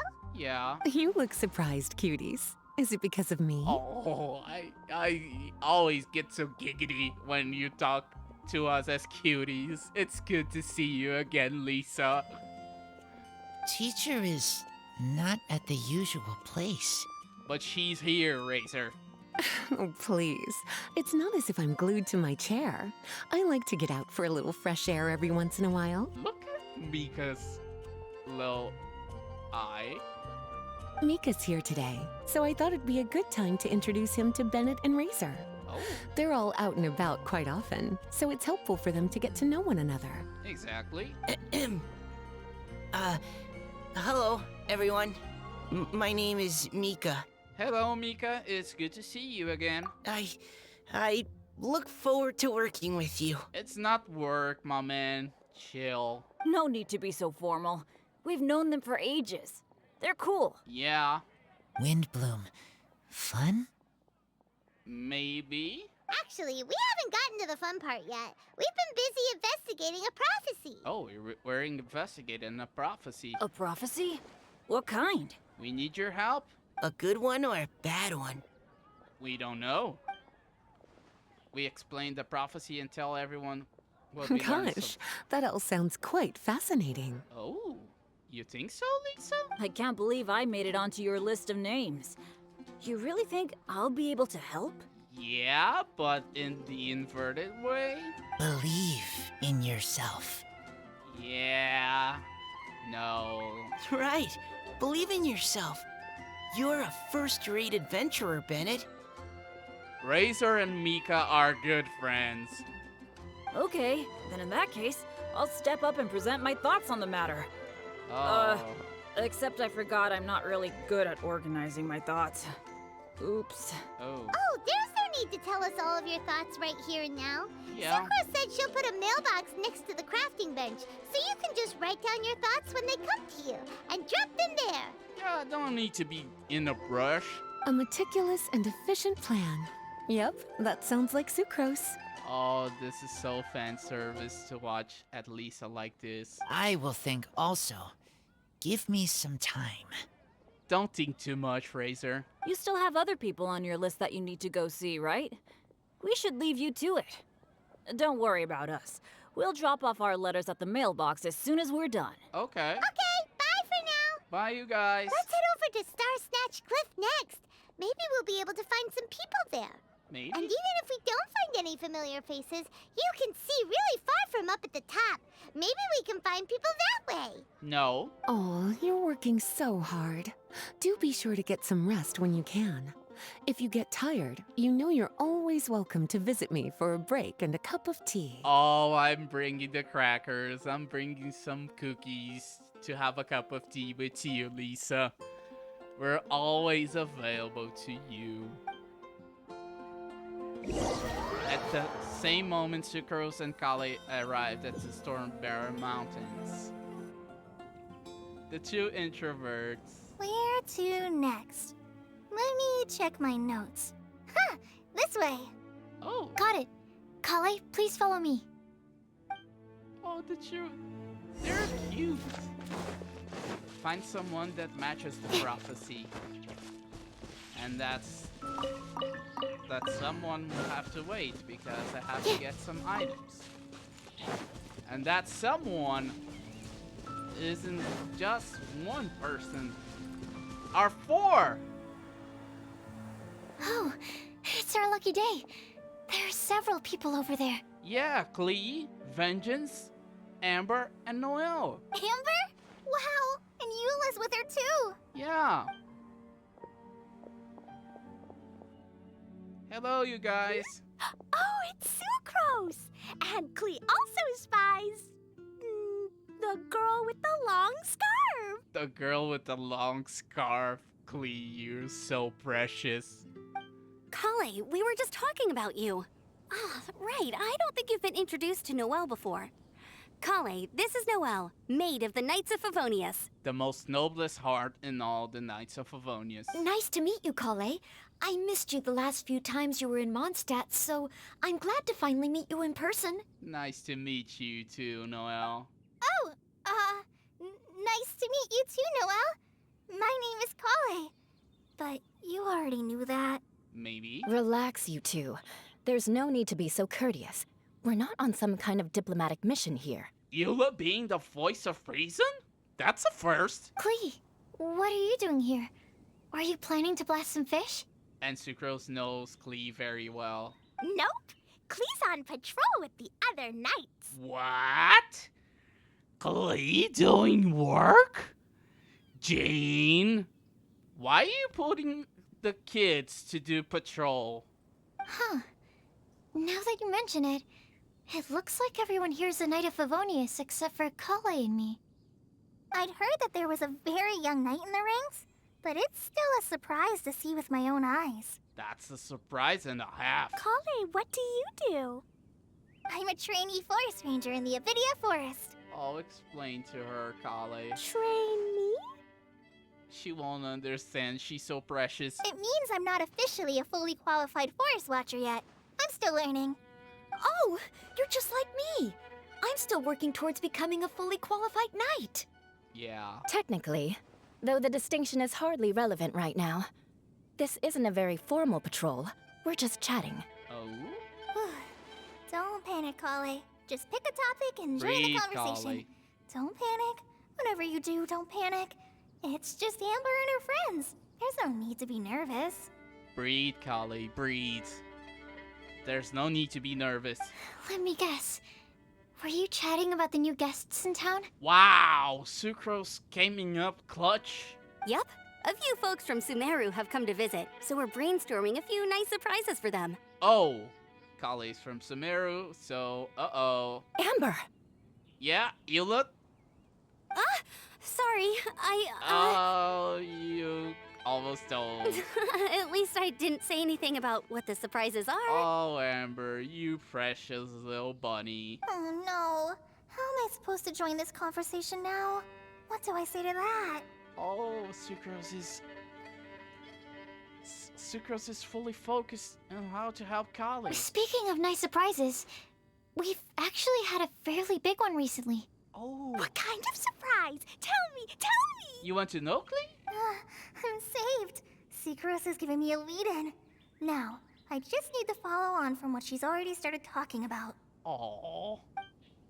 Sucrose and Kale tell everyone about the nice surprise. What an interesting prophecy.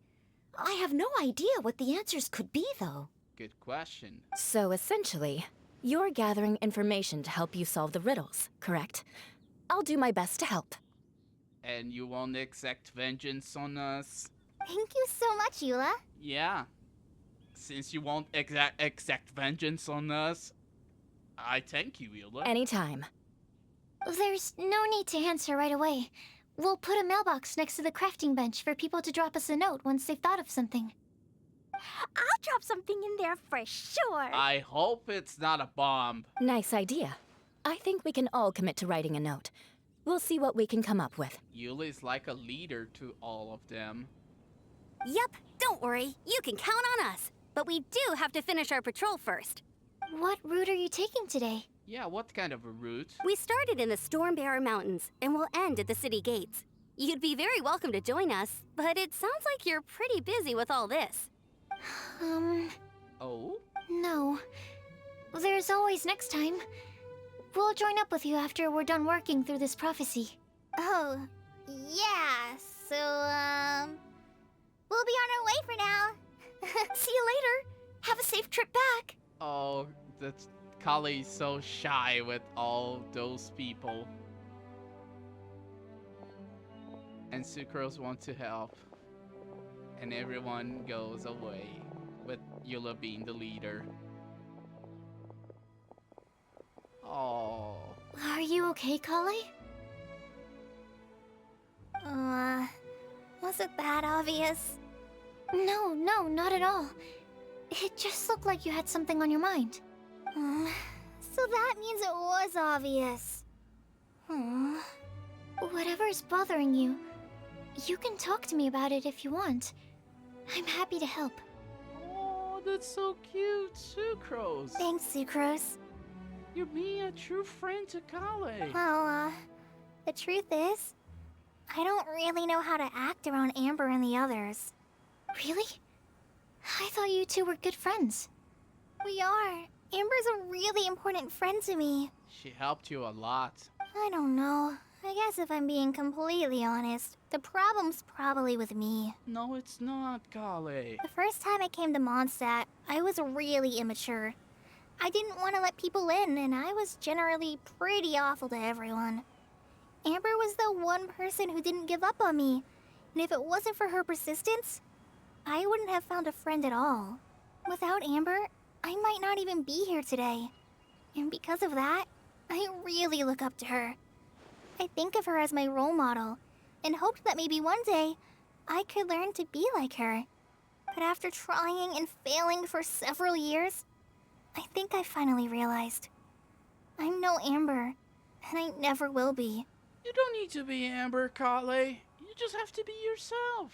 Looking back, it seems silly that I ever thought like that. We're nothing alike at all. My personality's so... weird. I always get so anxious and I overthink everything. Aw, Kale, don't say that. Sucrose? Would it be okay if I told you a bit about my past? Oh, that's a cute moment. The two girls stop at a place with some lovely scenery. As the breeze picks up, Kale tells her life story from her childhood to her recent recovery from Alazar. Aw, that's a cute scene.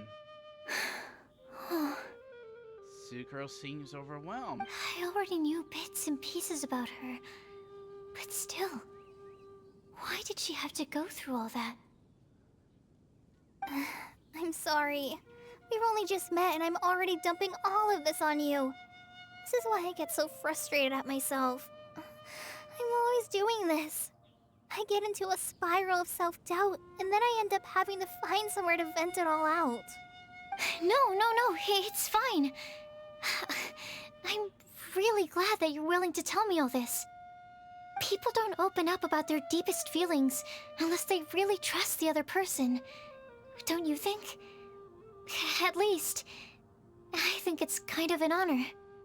I won't talk, guys. I will just let the two of them talk, because this is a wholesome conversation. And, I mean, you've probably noticed by now, but I don't have the best social skills either. I always just end up talking about the things I'm interested in, and going on and on. But even so, you still listen to me when I talk my head off about alchemy. It's a relief to listen to you talking about yourself for once. If you hadn't told me all of those things, I never would have guessed that you struggle so much. Honestly, I feel like we're very similar people. Really? Yeah. Everyone has their own problems to deal with. I certainly do. All the feelings that you talked about just now, I totally get it. It takes so much more effort for us introverts to fit into a crowd. When you were saying about how you try to think about what to say in advance, and you're constantly terrified of saying the wrong thing and making things awkward, I relate to that so much. Oh, and also that part about studying under a genius. In fact, before meeting you, I'd never met anyone who seemed so similar to myself. Oh. I'm not very good at giving words of comfort or anything, and I'm not gonna tell you to just get over it or stop worrying about it. How about we just sit here for a little while? We don't have to force a conversation if we can't think of anything. We can just sit here together. Sucrose has stopped talking, but for some reason, this doesn't feel awkward at all. Maybe she's right, and we're more similar than I realized. This is so wholesome, guys. In Sumeru, I always like to find a quiet place to just sit and watch the scenery, but it's always by myself. I never thought there'd be a day when I could do this with someone else by my side. They found each other. A true friendship, a true bond was established in Windblume. Mondstadt's breeze is so gentle and soft. Hey, Kale. See that cloud over there? Doesn't it look like one of my test tubes? I don't think so. Sorry. Then maybe we're not quite on the same wavelength on everything. At least, not when it comes to looking at clouds in the sky. Don't be worried, Kale. Thank you, Sucrose. I feel much better after talking to you. See? Yeah. It helps a lot, doesn't it? I also vent to my flasks sometimes. The next time we get the chance, I have to show you my Tetratanic Sweet Flower and my Tetratanic Windblume. What? Your Tetra... what?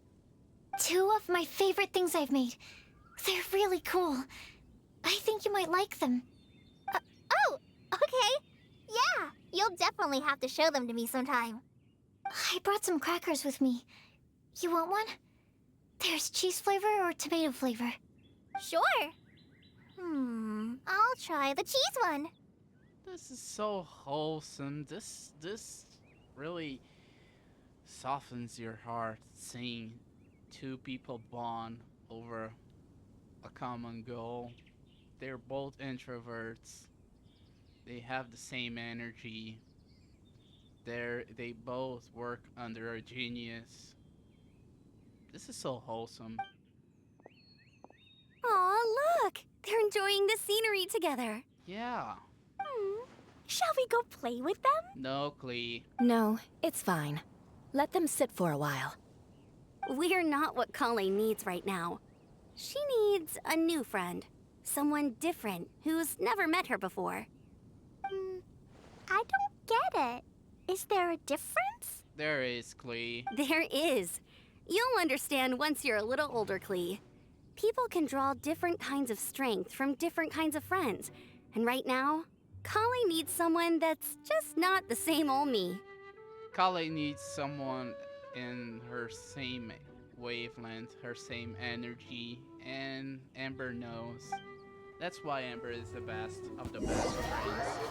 On the other side, the Colwings sing shrill across. Let's go to the Star Snatch Cliff with my team, but I will use only Vengeance. Who's there? Oh? Star Snatch Cliff! We made it! Paimon hopes we find someone we need here. Maybe. Help! Oh, I beg you, please don't let go! What are you doing here, Timaeus? And Rosaria? Who's that yelling? Let's hurry and take a look. Yeah. A Cecilia? Timaeus? And we also have Rosaria and Mona? What kind of mishmash ensemble is this? That's a good mishmash. Long time no see, Rosaria and Mona. Good question. What kind of a motley crew is this? Motley crew? Is this a way of saying hi to your friends, Mona? It's been a while, traveler. Greetings, everyone. A happy Windblume Festival. You two are looking pretty good. I trust you've been well. Sumeru has been treating us very well. Yep, we're definitely faring a lot better than this poor guy on the ground. Yeah, Timaeus, what are you doing here? Hey, please don't rub salt in my wound. I really have been trying my best. Your best is trying to get yourself killed. Oh, you're one to talk. If this sister hadn't grabbed you in time, then you'd have been seriously hurt, if not dead. Yeah. I know. I really am grateful, miss. I can't thank you enough. Don't mention it. Just lending a hand. That's Rosaria for you. Quite literally. And had she not lent him a hand and pulled him up, he would have gone tumbling down the cliffside. And that wouldn't be a good scene. What happened? Did Timaeus almost fall off the cliff? Yeah, lover boy. Tell us what happened. Well, so what actually happened was I came to Star Snatch Cliff today to pick some flowers and ran into Mona on the way. She took a look at her scry glass and advised me to turn back because it would be dangerous. Mm-hmm. But you still came up here anyway? Yeah, he came up anyway. Well, yes, I did, because there's something I just had to do. You had to get flowers to your lovey-dovey. To your lovey-dovey girl, Mr. Timaeus. Oh, I hardly think giving flowers to your crush is worth throwing one's life away for. Thank you, Mona. It's rare to run into someone with a death wish in this area. I don't have a death wish. I just didn't think it would really come true. I mean, when Mona said it would be dangerous, I thought I'd be fine as long as I watched my step cautiously. I'm sorry, okay? I was wrong. You were really wrong. I'm telling you, I'm just here chasing the love of my life. Love-struck Mondstadters is what the Windblume Festival's all about. Okay, Timaeus. Okay, that explains you. But why is Rosaria here? She probably going for a stroll.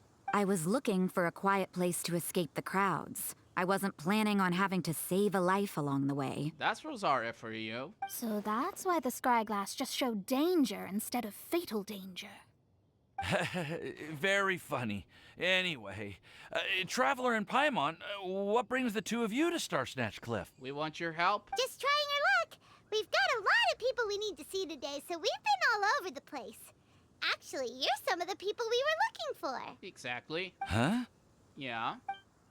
We explained them about the prophecy, the information gathered, and the mailbox. So all we'll need to do is find some clues, make a note, and drop it off at the mailbox? Exactly, Rosaria. I can't believe there's a prophecy like this, let alone that I have a part to play in it. Yeah, Timaeus. Oh, I guess this means everyone will find out about my crush now. If you're really lovey-dovey, you have to tell everyone, Timaeus. I came here because I wanted to give some Cecilias to the girl I love. They'll really suit her. She's... No one asked. Please, do not subject us to your gushing about your girlfriend. Thank you, Mona. You saw right through me. Yeah, you're lovey-dovey. You said you need clues, right? Well, in that case, Mona Magistus the astrologist will provide you with a personally handwritten letter. Just wait for it to show up in your mailbox. All we need now is official on this Windblume Festival. You can be on your way now. We won't keep you any longer. Okay, thank you, Rosaria. Alright, then let's head back for now and meet up with everyone else. Bye for now, everyone. And Timaeus, please try to stay safe. Will do. This is all so embarrassing. Thank you both. Yeah, try to stay safe, my man. So let's go to the alchemy crafting bench and gather up with Sucrose and Kale.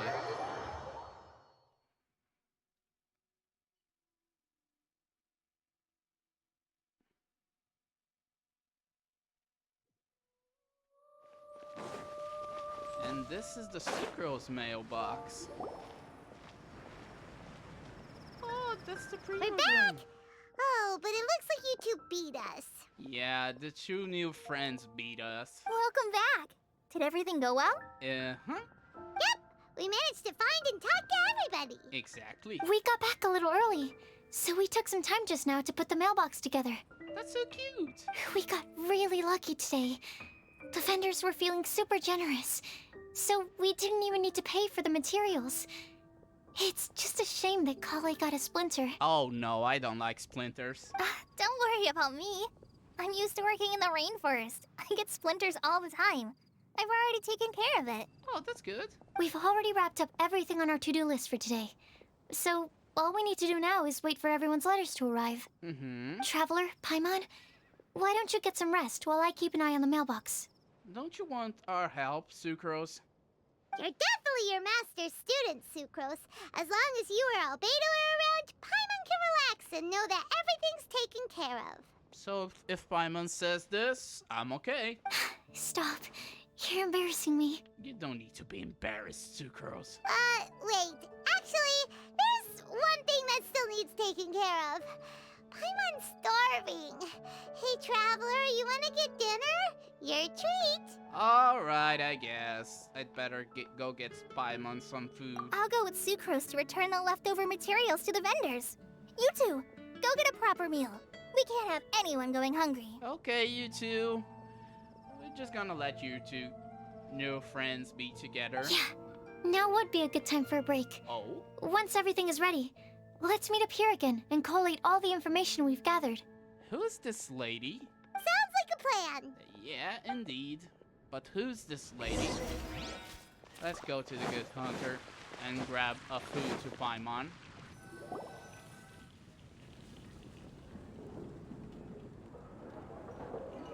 Paimon will have this one, and this one, ooh, and this one. Hear that? Is the sound of Mora pouring out of my wallet. Hey, Paimon's really hungry. And don't forget, Paimon's also ordering for you, too. It's not like Paimon's gonna eat everything by herself. Knowing you, probably you eat everything from yourself. By yourself. Now that Paimon mentions it, you realize that you are ravenous. The two of you stuff your faces. Ooh, Paimon is super full. Ooh, that was a good meal. It feels pretty good to just relax and take in the scenery after all that great food. Is everything packed up and ready?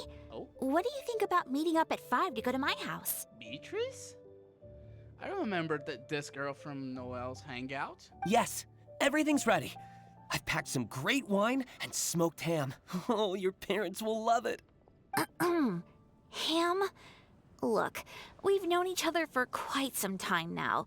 Don't you think it's been long enough for you to remember that we only eat bacon in my house? Bacon and ham comes from a pig. That's basically the same thing. Why are you being so picky, Beatrice? I must remember to get some milk today on my way home. Okay. Please, feel free to pay a visit to Cat's Tail anytime. Okay. Enjoying the scenery? Yeah, what are you doing here, Venti? Oh, Tone Deaf Bard!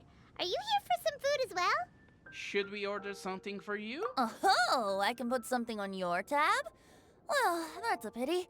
I already had a few drinks before coming here. Oh, that's good. At least I won't have to spend any money for you, you drunk bastard. I shall take you up on your kind offer another day. There should be no shortage of opportunities in the future. Shortage of opportunities, you say? Anywho, you should be getting ready to thank me.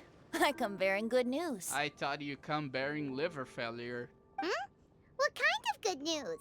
Yeah. Behold! Behold.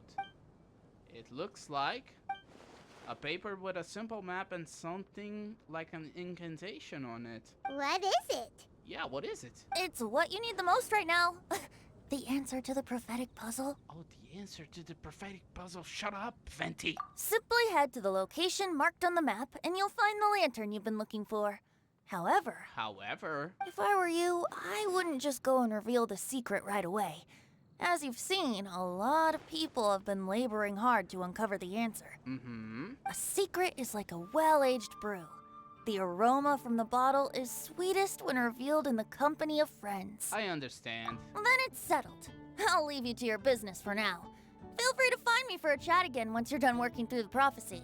Gotcha, drunk bastard. Also, if you have some time, we could organize another fast-track love poem No. Oh, you're starting that up again? He wants free drinks. I sure am. Nobody else has signed up this year, though, so the duty to learn falls on you. And you want me to spend some mora into wine. Anyway, see you later. Bye, Venti. Adios. Venti always looks so relaxed whenever we run into him. Paimon can't help but be jealous. Why you're jealous? Excuse me, if you don't mind, could I chat with you for a moment? Is this that mysterious lady? Oh? Who are you? Yeah, who are you? Winter clothes? You may call me Scarlet.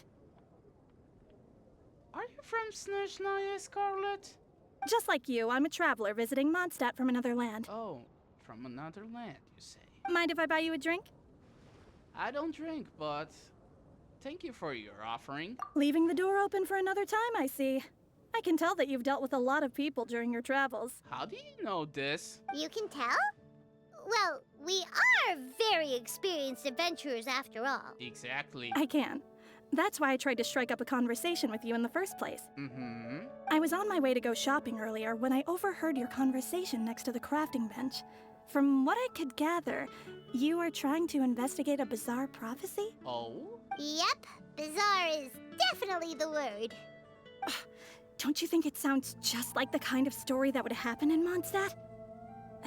Anyway, that's why I wanted to ask you a favor. If and when you manage to unravel the answer to the prophecy, could you let me know what it is? Are you interested in it too, Scarlet? Not so much the prophecy itself, but Mondstadt as a nation. That's what I'm interested in. Sus. I was born in a distant land, but I have family and friends who once lived in Mondstadt for a long time. They said that it's a great place full of fairy tales and romance and recommended that I come for a visit. Distant land, so you are from Snezhnaya. As it happens, someone I know has an anniversary coming up soon. So I figured this would be a good time to come here and see all the sights that she once saw. Okay. What do you think about Mondstadt so far? Yeah, what do you think about Mondstadt? It certainly lives up to its name as the city of romance and freedom. We think so too. I agree. So, about the prophecy. No problem. Thank you. You're very friendly. It's been a real pleasure to meet you. Yeah, but you're sus. I'll leave it to you then. Hope you continue to enjoy the city and have a wonderful day. Okay. Buddy. She definitely isn't dressed like a local, huh? Where do you think her hometown could be? Snezhnaya? Please find me a flower that is not of this world, and a guide who will never get lost. What? Find me one who would never lie, as well as a legend that never ends. How does she know that? Huh? And Rosaria is looking her? Huh? What are you looking, Rosaria? I never thought I'd have someone secretly following me, even in a free city like Mondstadt. You don't need to be surprised, Scarlet. That's Batgirl for you. Good day to you, miss. That's sus. This is a second part very sus. And Rosaria knows that is sus. Riddle amidst the crowds, Windblume Festival Part 2 is finished. So yeah, it's time to begin the third part and go to the alchemy bench with Sucrose. Hey girls! Look, 2 collies. Now, 2 Sucrose. Let's just be collie. Hey, we're here! We're here! How you 2 going? Traveler, Paimon, great timing. We got a lot of letters in the mailbox, and I just finished sorting them into 4 groups. That's great. Any results? Nice work! Nice work indeed. Well, the real work hasn't even started yet. Which batch of letters should we read through first? I think we should start from the beginning. Joy Above the Clouds, Windblume Festival Part 3. Take a look at the clue boards and read the letters. Read letters about a flower that is not of this world. About the flower that is not of this world. Read Tainari's letter. About our conversation the other day, I went over the prophecy's wording carefully. A flower that is not of this world sounds more like a logical paradox. Think of it. If a flower is not of this world, its existence cannot be perceived. However, if it can be perceived, it will not fit the description of the prophecy. As such, my view is that the riddle's answer does not have to be a real plant. However, I must note with all due respect that the person who came up with this riddle may not know all the plants in this world, and dare I say that no one could make such a claim. From this perspective, you should even think of some rare plants as a potential candidates for this answer. Okay, Albedo's letter. A flower that is not of this world doesn't sound like an existing species of something created throughout specialized cultivation techniques. With that noted, I believe we should think out of the box. After reviewing what I've learned over the years, I've now reached a conclusion. Sucrose also came to discuss her thoughts with me. She hasn't decided yet on an answer of the moment of me writing this letter, so I won't be revealing my conclusion right now. We can discuss in detail when we meet, and I hope everyone else will bring their respective answers too. I'll see you then. Now, Sucrose's letter. It feels strange to insert a letter into the mailbox that I made myself, but I did find my answer. At first, I thought that a flower created using alchemy would constitute one that is not of this world according to the prophecy. But after giving it some more thought, I realized that instead of creating an actual plant, a flower-shaped mechanism made of alchemical products might fit the description better. So I arrived at my conclusion: the clock in the shape of a flower. The long passage of life brushes brushes past the timepiece, leaving flutter petals in its wake. The elapsing years stir up the leaves, pushing the needle of time forward. Sucrose. Read other letters. Read letters about a guide who will never get lost. Read Mona's letter.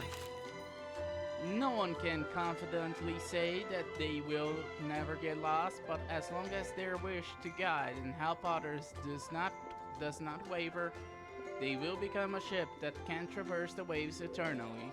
I didn't perform any divination before writing this letter, but I have a feeling that I will witness the truth behind the prophecy together with you all. So if you need me, just call me at my place. I'll be there. Mona. Bennett's letter.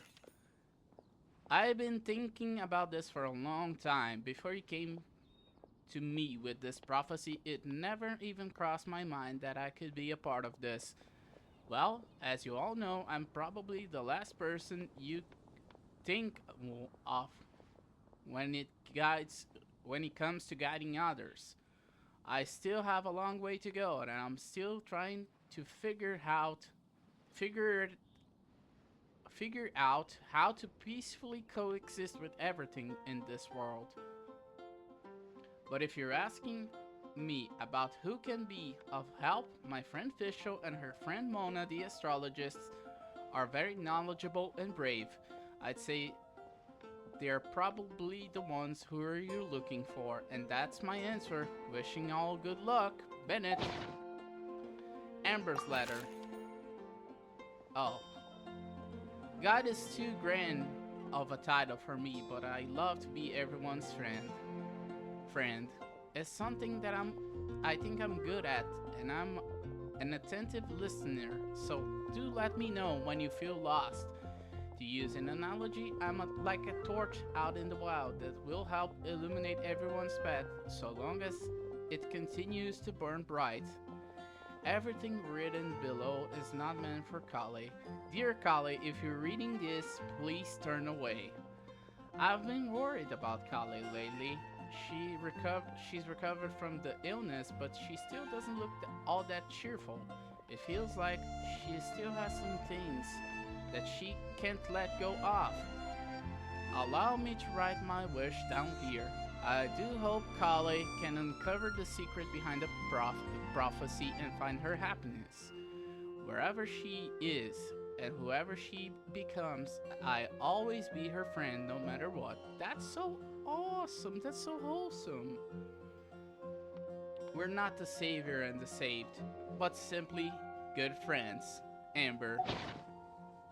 And Mika's letter. I hope this letter finds you all well. I didn't expect to be asked such a question, which caused quite a headache at first.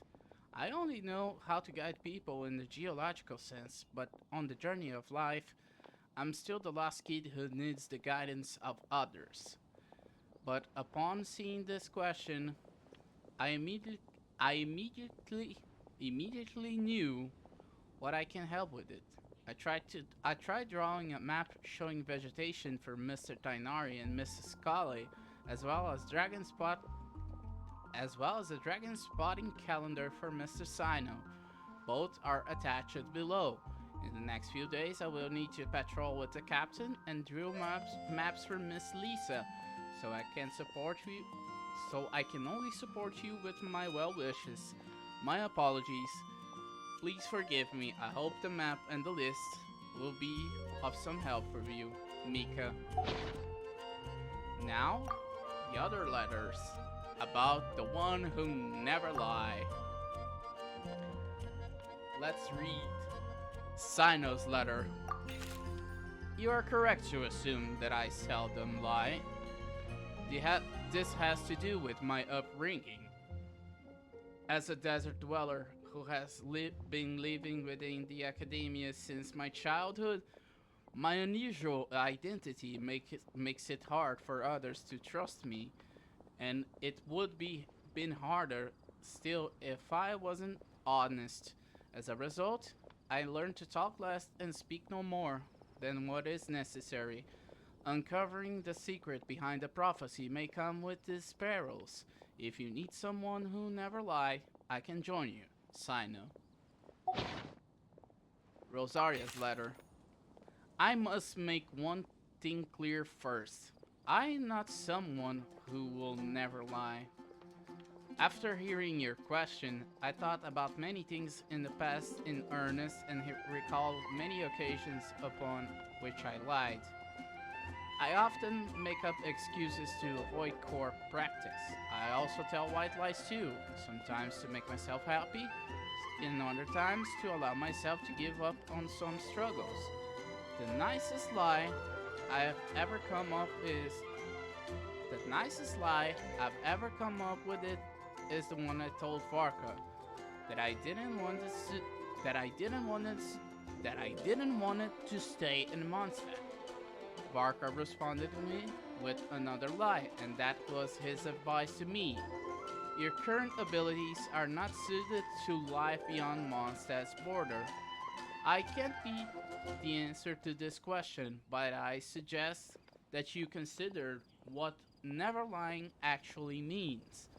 Does it mean to never deceive or to never lie with ill intent? It's a pity that I'm not the one you're looking for, but I believe that someone who meets the requirements will turn up. Good luck, Rosario. Read Razor's letter.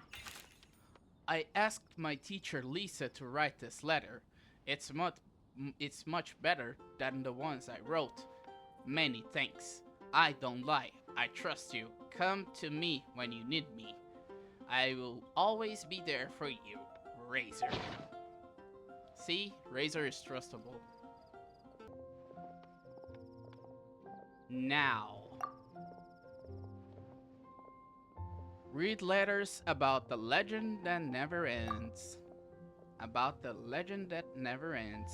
Read Lisa's letter.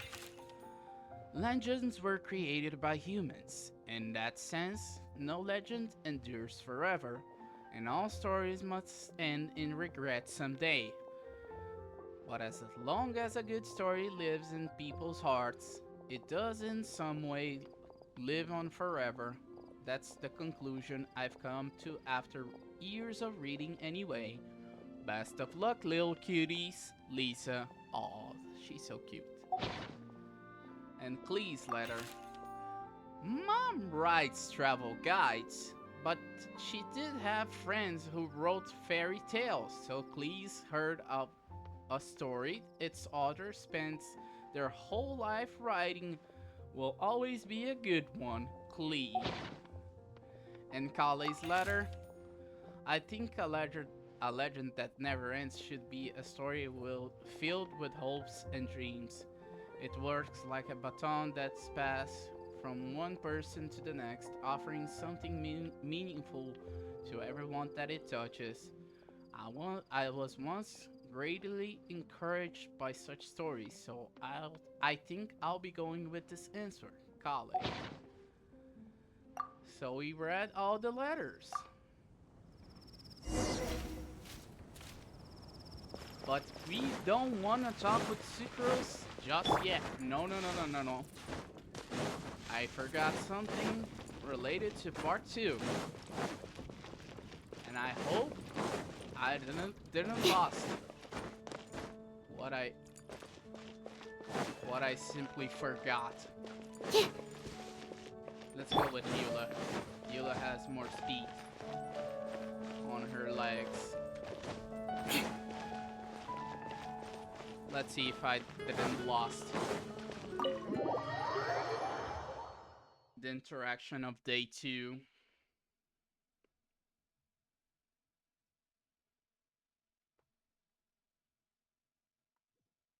Okay. Library? Oh no, it seems like I lost the interaction. God damn it. More speed. Okay. Yeah, it's okay, I guess. Sino and Lisa were there and they reminisced about the good times. Basically that. So, back to the usual shithousery.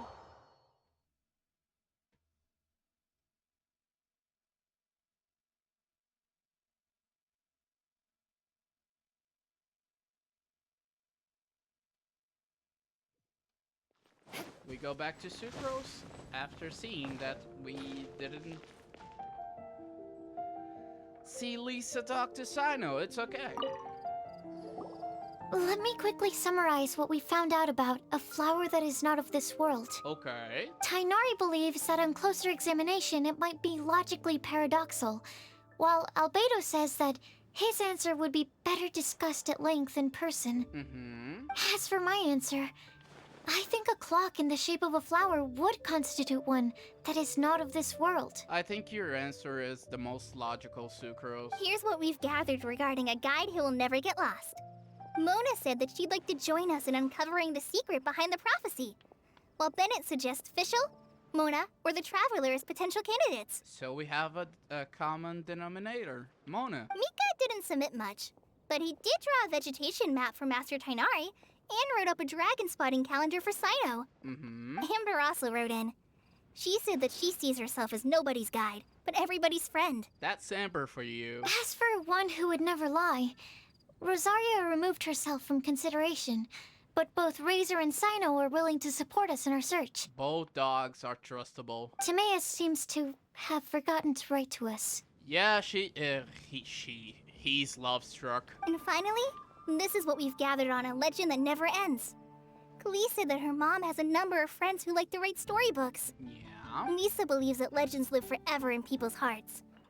I think that for a legend to be never-ending, it has to be filled with hopes and dreams and actively passed from one person to the next. So, what are the answers to the 4 riddles then? Yeah, what were the answers in conclusion? You're really smart, Paimon. I bet you can figure it all out in no time. You know what? I agree with Kale. Or, let's all share our thoughts on what we think the answers might be. Okay, Sucrose.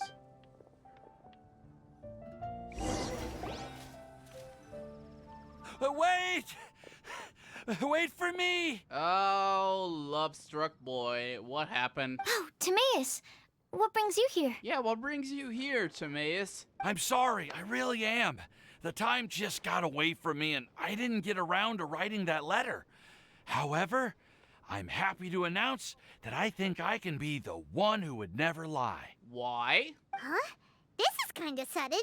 Yeah, this is kinda sudden indeed. Not that we don't trust you, Timaeus, but, could you elaborate a little after you catch your breath? Yeah, take a sip of water, my man.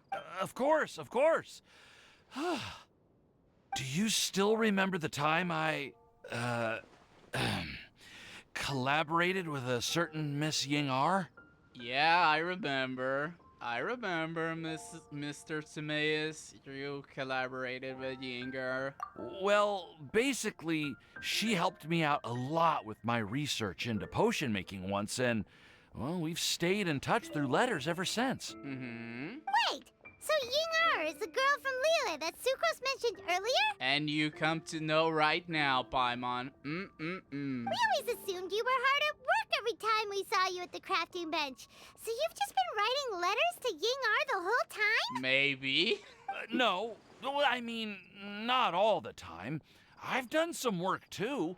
And anyway, our correspondence covers a lot of serious topics. Yeah? Like perfumes, potions, alchemy. Color me surprised, lover boy. Anyway, a few months ago, I made a vow to the heavens that I will be true to myself and never utter an insincere word until the day that I've managed to win Miss Ying-R's heart. And when you win Miss Yinger's heart, you going to tell a lie?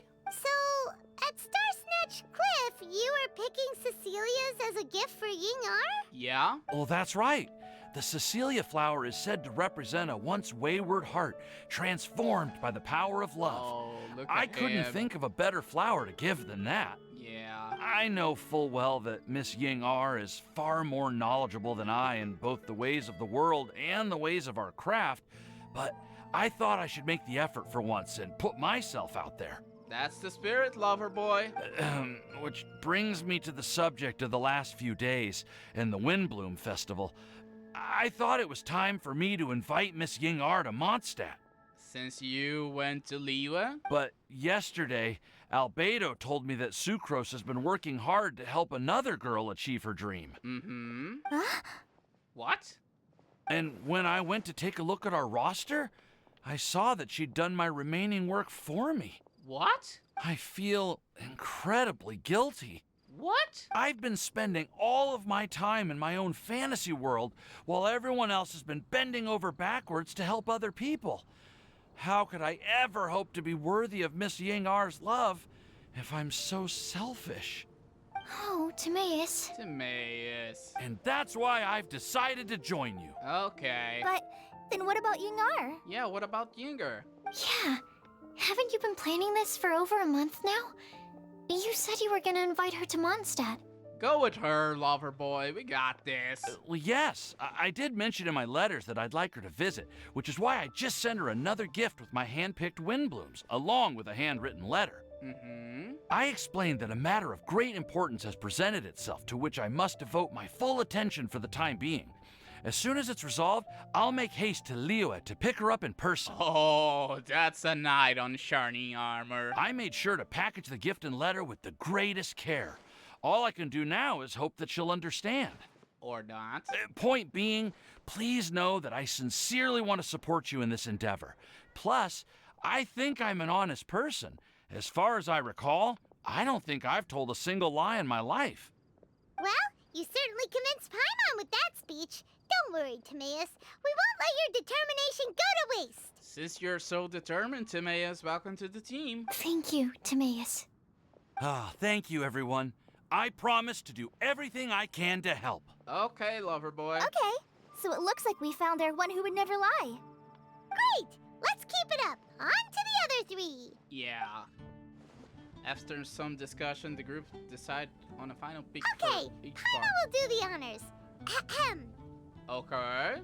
Go on, Paimon. We have with us here the flower, the guide, the legend, and Timaeus. Ouch!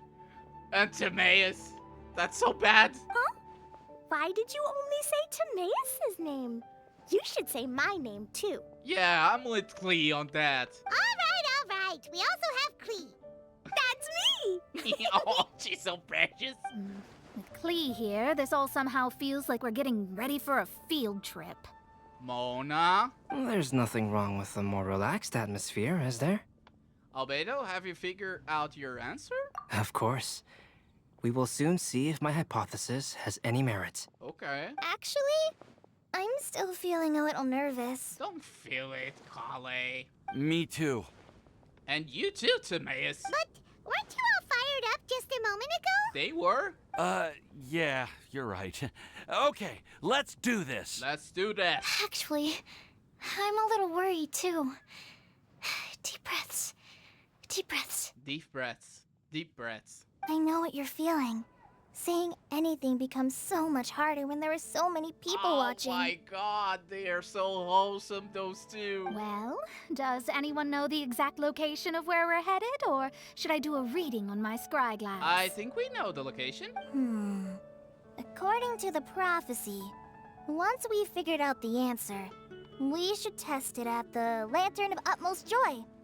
Wait, but where is this lantern? I think we know, Kale. Oh, we know something about that. I've already found out where it is. What? Yep. You make up a story about how you discovered the location by defining the wind. That's amazing. You really know how to do everything under the sun.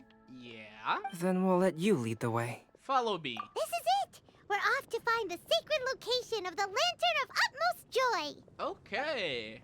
Out we found the Lantern of Utmost Joy. 865 meters away. Okay. So yeah. Quick, under the umbrella, or you'll get... No.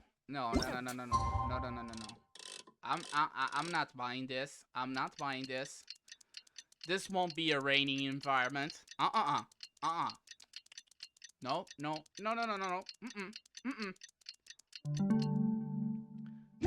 This won't be... You can't risk catching a cold. because it might turn into something more serious. And if that happens, well, I can't go avenging my clan by picking on the sick now, can I? You would exact vengeance on me, Eula? Really? Okay, this is the place? According to the map, it should be somewhere around here. Yeah. Let me take a look. Is it here? Oh? Aww. I don't see any lanterns here. Me neither.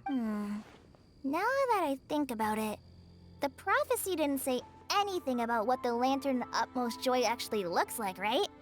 Maybe we've overlooked something? I don't know. Traveler, are you trying to figure out something else from the paper? Exactly.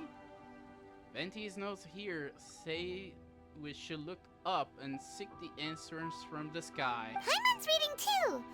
Huh? It says to look up. Let's look up. But there's nothing above us. The wind didn't trick us, did it? I hope not. The slip says, now you should recite the incantation. Paimon, take a look at this. Place the squirrel on the back of the pointy-eared cat, and a pious puppy will open the doors to show you the way. Huh. Paimon read the whole thing out loud, but nothing's happening. Place the squirrel on the back of the pointy-eared cat, and a pious puppy will open the doors to show you the way. Weird. Look! The wind is blowing! The wind is blowing indeed. What a strong wind current. Let's ride it up and see where it leads us. Okay. Huh? We'll have to fly up there? Can someone carry me with them? We'll carry you, lover boy. Here. Okay, Albedo will do the trick. Okay, so we have a wind current. Oh, this is a place that I never saw it. This looks like a tea table. This is pretty. This is really pretty. How did this little island get up here in the sky? Did somebody make it? I don't know. Just to be safe, I've been jotting down our entire route here. This way, no one will get lost. Thank you, Kale. Oh, good thinking, Kale. That's a good thinking indeed. Huh. Who would have thought we'd find this kind of table here? Weird. It's almost as if someone was holding a tea party. Yeah, this is a tea table. I never would have guessed that such a place could exist. Right above Mondstadt, too. Exactly. Wow, look at that pretty lantern on the table. There's even a chair for each side of the lantern, too. This is a tea table. There seems to be something on the back of this chair. Let me have a closer look. Okay. Take your seat, present your answers, and you shall reach enlightenment. Oh? Well, as far as instructions go, I guess that's simple enough. So we just need to do as it says, right? Yeah, I suppose. Wait a second. Oh? Huh? What is it, Albedo? What is it, Beto? We'd better make sure this place is safe before taking our seats. Everyone, please stay clear for a moment. What you going to do, Albedo? Everyone vigilantly watch as Albedo conducts an investigation. All our questions and doubts aside, the scenery here is pretty amazing. It'd be impossible to feel stressed here. Yeah, does seems like a peaceful place. How is everything, Albedo? Yeah, how's it going? Everything seems to be fine. I didn't find any traps or suspicious mechanisms. That's good.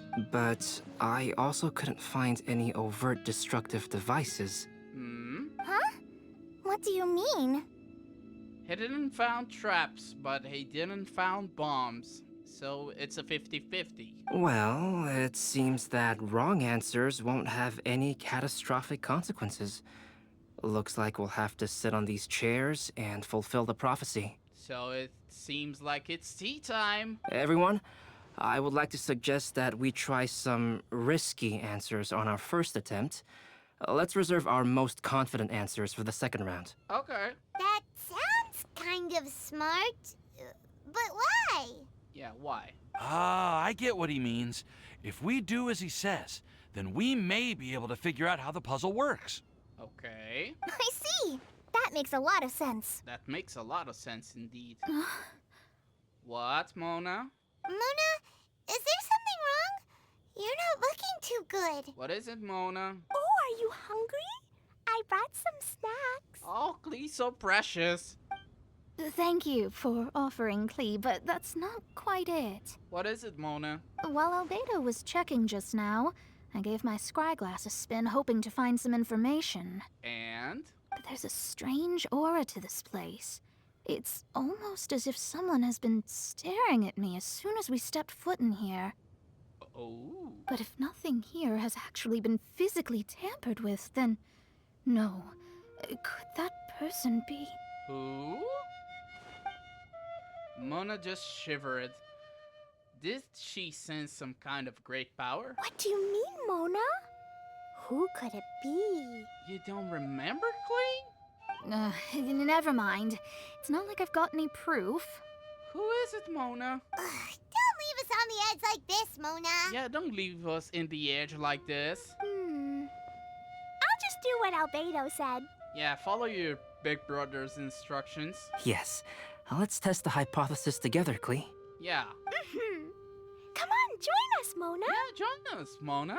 Oh, all right. Okay, then I'll answer the first question. If someone were to ask me to find a flower that is not of this world... Oh? You can do it, Sucrose. You can do it, Sucrose.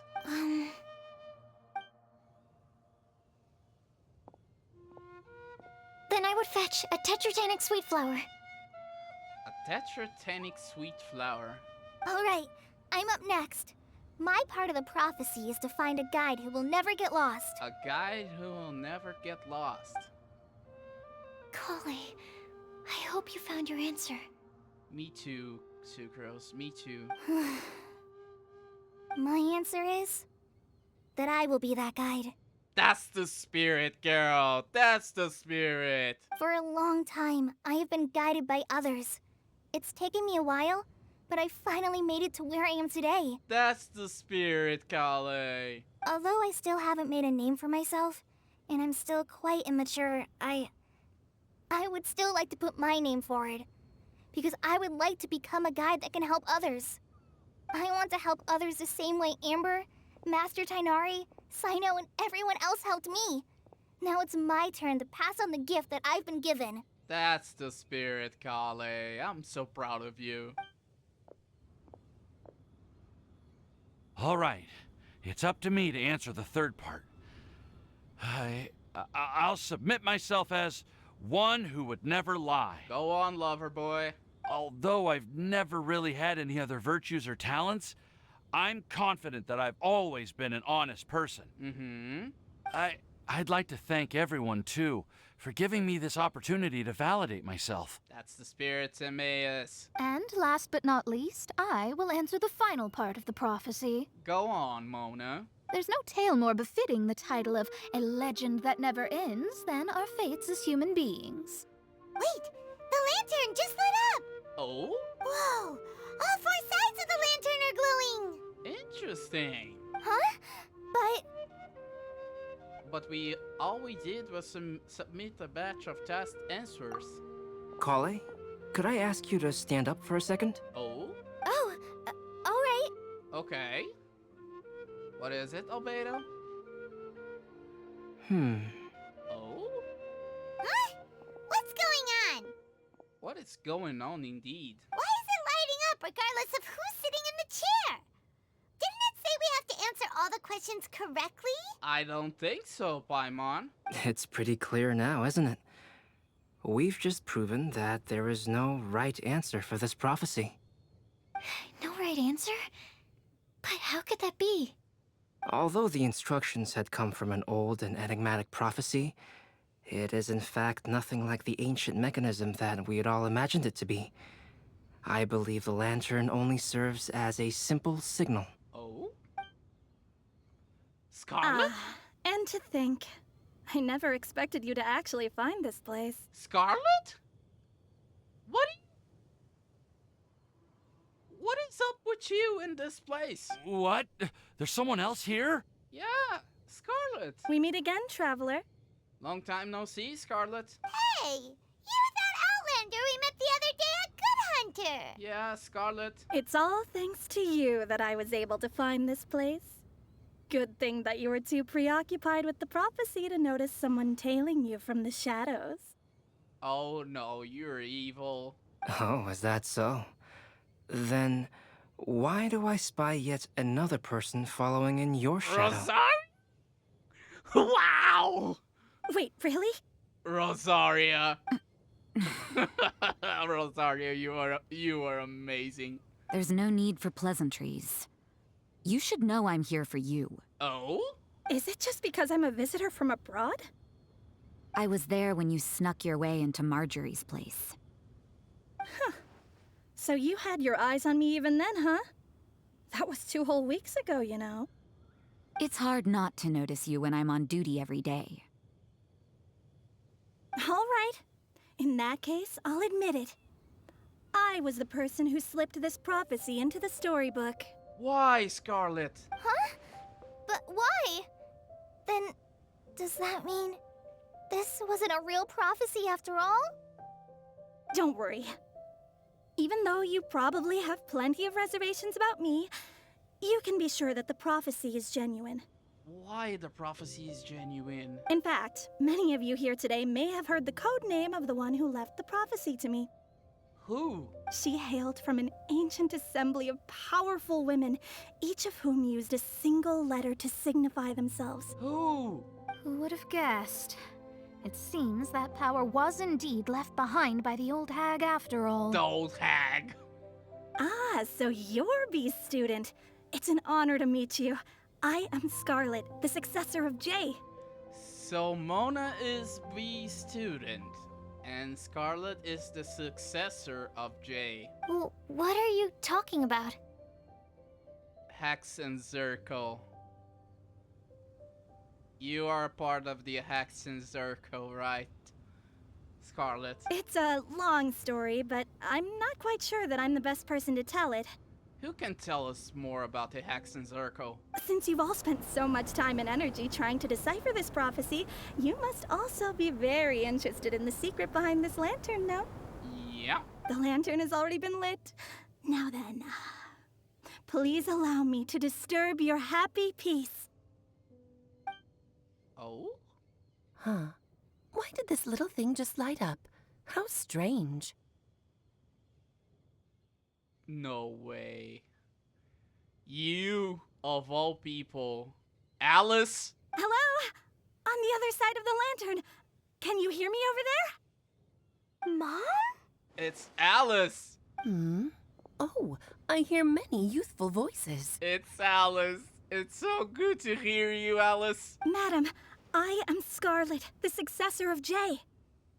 Oh, since we've last gathered, Jay's successor has already become so reckless and bold.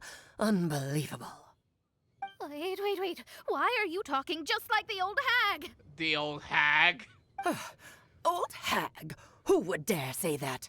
Is that Mona? Oh my god, Alice's VA is so good. Who are you? Who dares imitate my master? And what of imitation and mimicry? It has always been a fool's errand to mimic and learn from humanity. Aunt Alice, I'm here too. Oh, Albedo! Mom, why are you trying to talk like other people? So precious. So I see everyone's here. Well then, my warmest greetings, everyone. It's been a long time, Alice. Miss Alice, why would you...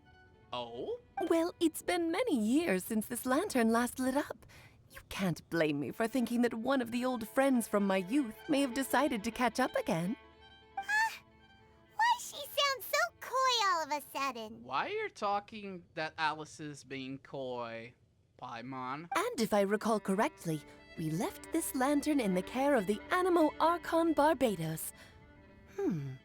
You must be commended for uncovering an artifact entrusted to the god of wind himself. Tell me, are you sitting around my beloved tea party table? No. It's a really long table. It is. Oh, so you are. I suppose this means even the Animo Archon has granted you entry to this place. Was all of this Scarlet's doing? Mm-hmm. Wait. Paimon's completely lost now. So what was this assembly you were talking about earlier? The Hexen Circle. Oh, Miss Alice, would it be all right to leave the explanation of that to you? Well, you should be rewarded for making it all the way up here and activating the lantern. Now then, let me tell you a long and ancient story. It's story time. I'll mute my mic.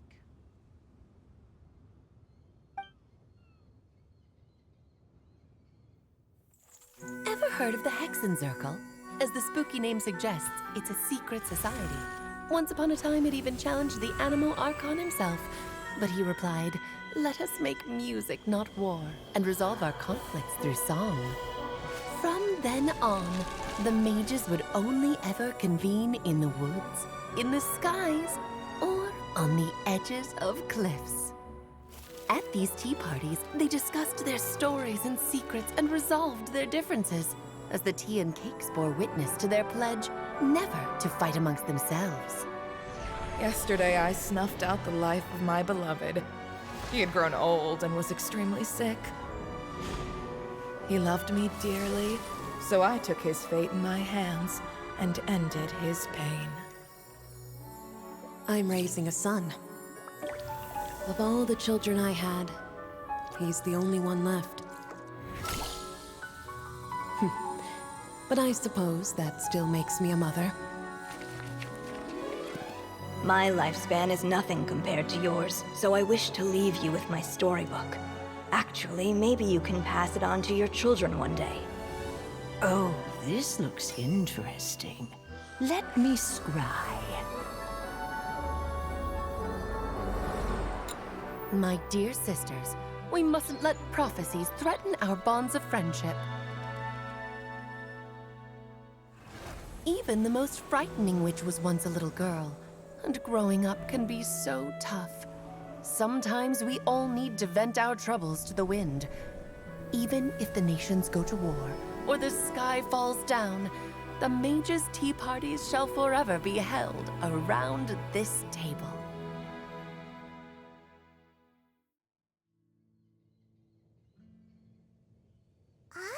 So this is where the legendary mages held their meetings. The Hexen Circle. Who would have thought that Rheindoter is part of the Hexen Circle too? That's right. We often met here to chat and have tea. Mm-hmm. Then what about the part saying that if we light the lantern of utmost joy, we'd receive a supreme blessing? About that. I never expected anyone other than Jay to actually read the full contents of that prophecy. It's a little embarrassing. Oh? The truth is, that prophecy was actually just a letter that we sent to Jay as a group the day before her wedding. So it was indeed written by all of you. I must thank you for resisting the urge to immediately reveal the truth to everybody, Albedo. Knowing you, you probably figured out everything the moment you laid eyes on the message. Knowing Albedo, that wouldn't be surprise at all. No, it took me a little longer than that. Oh? A flower that is not of this world, a guide who will never get lost, one who would never lie, and a legend that never ends. These 4 descriptions signify 4 individual mages. Mm-hmm. When a member of the organization had to leave the group to spend the rest of her days with her beloved, the other mages would write down this prophecy and send it to her to invite her for a final get-together. A flower that is not of this world signifies, of course, flowers that do not naturally exist in this world. This is the signature of our full name, Rheindotter, also known as Gold. The mother of Albedo. If there's anyone in this world who could create a flower species that does not yet exist, it would be her. Yeah. The guide who will never get lost is N, otherwise known as Nicole. You may not have encountered her yet, but she is a truly extraordinary woman who has made this world's direction and order her subject of study. No way. Some of you may be fortunate enough to have already heard her voice. Like a prophetess, she will only speak to guide people toward the truth when a change has occurred in the world. She has a tendency to suddenly speak in someone's mind without any warning. No way she was the voice of Wanderer's Quest. She was the voice of Wanderer's Quest. If one day you would be unfortunate enough to run into a truly dangerous situation, she may use her voice to guide the way forward for you. Oh my god. Who would have guessed that there are so many mysterious women in this world and that they would all know each other? Yeah. The one who would never lie is me. I hope no one would take offense. It's just that I, Alice, or A for short, have always had a soft spot for those with sincerity and candor. Mm-hmm. As for A Legend That Never Ends, you may not know M in person, but you've likely encountered one of her works. Have any of you ever read The Boar Princess? I believe the girls have read The Boar Princess, Alice. Huh? I'm pretty sure every child in Mondstadt has read that book. It's also one of my favorite stories. M was an exceptional human writer who used her prose to teach me the meaning of grief. Don't you think such a person would deserve a seat at the mage's table? I agree. Paimon's getting more and more lost. It may sound hard to believe, but I can attest to everything that Alice has said. Jay was also a mortal who aged and passed on, leaving her title to her students and followers. Alice, you've never acknowledged any of Jay's successors. It's now been centuries since the first of us took on her mantle. I've always wanted to meet you. Do you also want to become a mage? Title aside, I think I'm more interested in the meaning and purpose of the Hexen Circle. Why? I used to think that the Hexen Circle was a group of women who could control the very fate of this world. But now, I've seen for myself that besides Jay, many other ordinary people were also among you. Do you think less of us now? No, not at all. My interest has been piqued, and I'm now even more drawn towards the idea of becoming a mage. You're right. I've never acknowledged any of Jay's successors, but you are different. You are much more fascinating than any of your predecessors. Oh, has someone finally piqued Aunt Alice's interest? Now is not a good time, Scarlet, but as soon as I am able, I will seek you out for a meeting. I want you to tell me all about Jay's married life back in her hometown. So the mage who received the prophecy letter from all of you was Jay? She left the Hexen Circle after getting married? Precisely. There was only one way the letter could have been interpreted. She would have known what we meant as soon as she saw the message. We were just asking one thing of her. Please come to see us again. Before you go and settle forever with your happiness, please come share some of it with your best friends and sisters. So, the Supreme Blessing actually meant... Friendship. All journeys are fleeting and will eventually come to an end. What will give us the most fulfillment and happiness in the end are those who will greet us at our journey's destination. Dear child, I believe you can also understand what I am talking about. We women will always have many troubles and encounter pains and frustrations that will keep us up at night. But no matter how hard things may become, we will cross mountains and oceans to see our best friends again, regardless of how many years have passed or how far the distance may be. As long as we can be with our beloved friends, our hearts will be filled with joy. To us mages, that's what being supremely blessed is all about. Oh. I still don't get it, but I do know that all the mages are Mom's best friends. Oakley, you break the serious climate with your preciousness. If you ask how I see it, the Hexen Circle is just a group of ladies that I spent my youth with. Anyway, I'll introduce some of the other members to you all later. I still have a few things to attend to, so this will have to do for today. Bye, Alice. We miss you. Bye, Mom. Todoko says bye, too. Goodbye, darling, and farewell to all of our other friends as well. I'm sure we'll see each other again. I hope so. Oh, now that I think of it, isn't it getting close to that time of year? What time? Yes, it's Windblume again, Alice. It's also a special anniversary date. I'm sure you still remember. Oh? Yes, I do remember now. It was on this day, many, many years ago, that Jay tied the knot. Oh, that's so cute. That's so precious. Oh, just in time for the Festival of Love and Freedom. Everyone, please enjoy this year's Windblume Festival to the fullest. Okay, Alice, thank you. Alice's voice fades and the lantern grows dim. It's once again just a regular piece of decor. For a moment, everyone looks lost in thought, but soon chatter begins to fill the space again. Before long, everyone spreads their gliders to return to Mondstadt. Whoa! Ah, Albedo! Why didn't you tell me we'd have to glide all the way back down? Don't be such a pussy, Timaeus. We came to know some very famous ladies, and you just, oh my god, my glider, Albedo, oh my god! Get yourself a hold, please. We're back to the crafting table.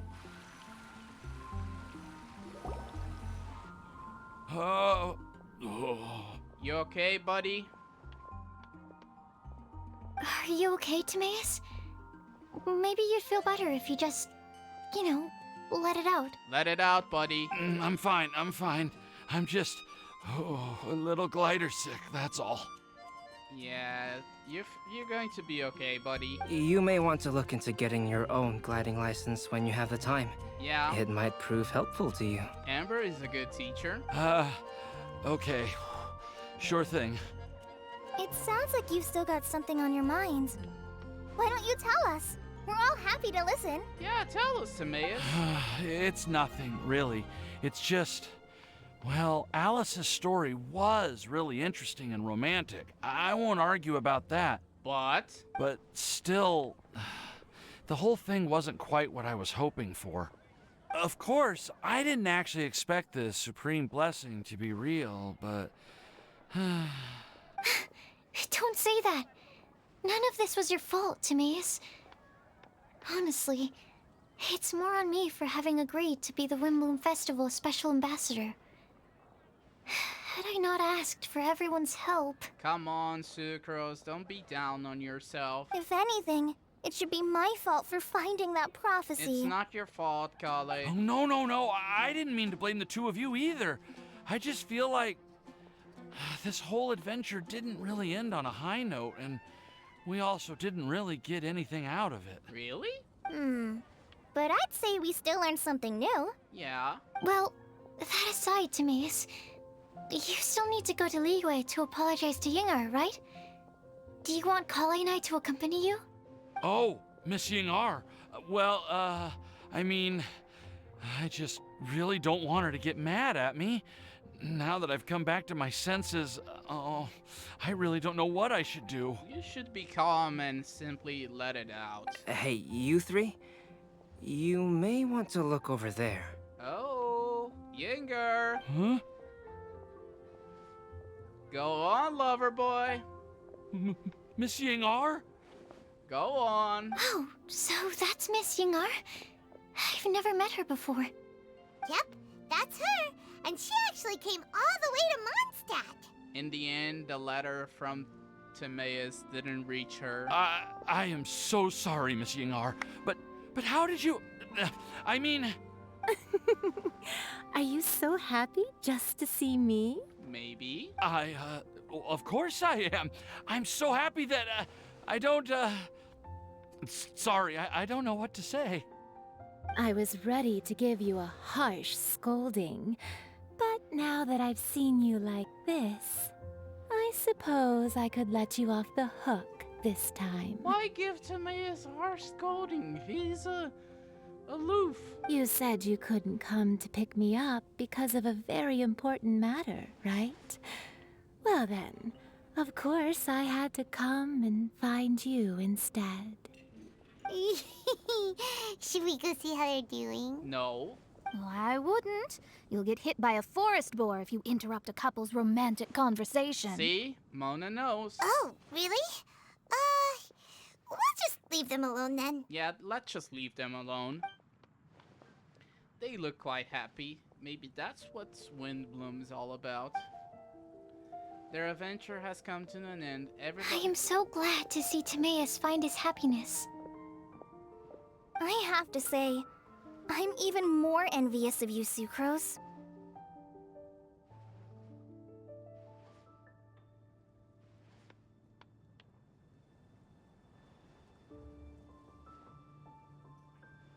You can be happy just to see others happy, and you gave me so much help without any expectations in return.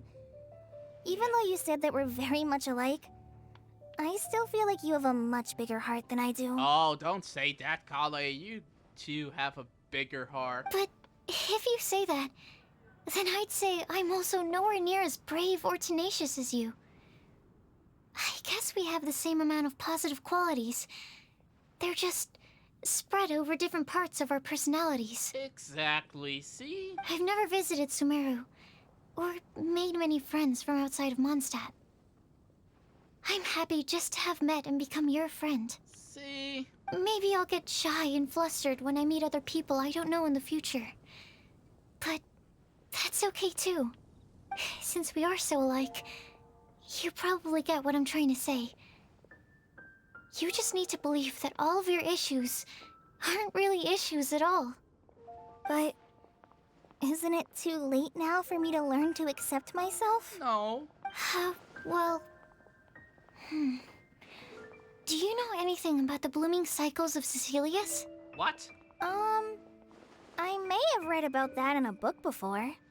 That's a topic that my parents used to talk about back when they were still dating.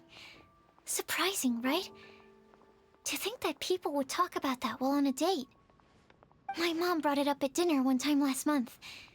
She called my dad the most boring man she knew, and said that he even turned up late to a date once. All with a smile on her face. But she also said that learning is just another part of life. It's never too late to start something, as long as you recognize that it's something good for you to do. Why don't you give it a try, Kale? Yeah, give it a try, Kale. Okay, I'll try my best. That's the spirit. They are really having a great conversation. Paimon can't even find a moment to join in. Well, isn't great that they are getting along so well? I nearly forgot. This is for you. What is it, Sucrose? This texture. Are these seeds? What? Yep. I believe I mentioned my sweet flower research to you before. These are the seeds of the sweet flower cultivars that I've worked on. Oh, that's so sweet, Sucrose. It's nothing too special, but they're the best cultivars that I've made. So, I really hope that you'll like them. They're super sweet and easy to grow and keep. Aww. I'm also submitting them as my Windblooms for this year. I wish that the Animo Archon could also see how lovely they are. I think Venti knows how lovely they are. Thank you. I'll plant them in the Avidia forest and take good care of them. Oh, a friendship was made. Kale, please take these notes with you. Oh? I've heard that you've been working hard on your studies, so I've prepared some study materials for you at Sucrose's request. Feel free to look through them whenever you can find the time. Mondstadt's doors will always remain open to you. Thank you so much. Really, I don't know what to say. I'm just really happy. You made friends, Kale. You don't need words. Sucrose, now's your chance. Didn't you want to collect a breath of joy? Yeah. You're right. I almost forgot. Kale, can you exhale once into this test tube? I will save this breath of joy and use it in my research. Oh, really? May I? Of course. Kale exhales into Sucro's test tube and the fluid turns into a deep violet. A small sparkling cloud then puffs out of the test tube and rises into the air like a marshmallow before it's taken away by the wind. Huh? What was that? Good question. It was like a little cloud of happiness, and now it flew away. Oh, that's so sweet. Well, luckily, there's still some breath left in the test tube. I'll seal it up for now. I'll keep working on it and let you know as soon as I have any breakthroughs in my research. You have to correspond yourselves via mail. Yeah, you can write to me. I'll be sure to respond as soon as I receive your letter. Oh, a friendship was made. Oh, it looks like you found a new pen pal. Yeah. Master Tainari! Sino! If your friendship was forged in a test tube, does that make you test friends forever? Oh, I missed your jokes, man. That's it.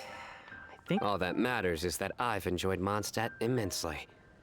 The dragon here possesses a majestic form. Really? Did you saw Storm Terror? Oh, that reminds me. Traveler, this card back is for you. Didn't Sino commission this? Sino wanted you to have one for yourself. If I had to guess, I'd say he probably wants you to use it if you challenge him to a duel. Okay. I'm a master of the game. Do you dare challenge me? Of course. Can you believe this guy? Huh. Let's knock him off his high horse. It's time to duel. Wait! I've got something to give you, too. Oh, what is it? Huh? Kale has a gift for us? What is it, Kale? Yeah! I figured I should follow local Mondstadt customs and prepared a few small things themed after the Windblume Festival. And what is it? Oh, that's so sweet, Kale. I made these bookmarks from Sumeru roses at the hotel. I want to give them to Amber, Master Tainari, and Sino. During Windblume, Mondstadters offer flowers to the people most important to them. You three are family to me. Oh, her two dads are so proud of her. But Tainari said that we're not anything like an academic family. He wouldn't write joint papers with us. Well, in this case, we can... I agree. Oh, and here are some Padisara seeds as well. These are for the Traveler, Paimon, and everyone else from Mondstadt. Padisara seeds. Whoa, are these really for us? Thank you. We really appreciate it. So, are these your chosen Windblooms? Maybe. One of them. Both Padisaras and Sumeru roses are my Windblooms. Great choice. Although they're not native to Mondstadt, they are the flowers that can best express my feelings. Exactly. I want to give them to the people I feel thankful for. To those who I wish to accompany as we greet more seasons and future Windblooms together. The real blessing in life is when you are surrounded by people who you'd miss day and night, and who you'd want to see even if that meant crossing mountains and oceans to do so. I'm so happy to hear you say that. Me too. What? Sucrose, do you see that cloud over there? What? Huh? What cloud? Doesn't it look just like your test tube? Oh. Joy above the clouds. Windblume Festival Part 3. This is so precious. This is really precious indeed. But we are not done yet.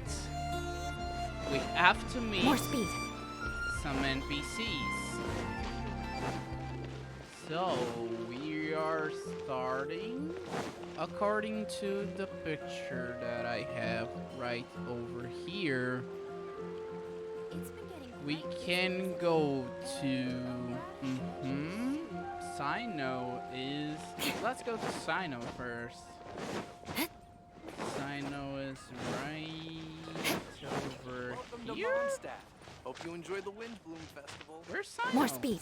Where's Sino? Okay. This is weird.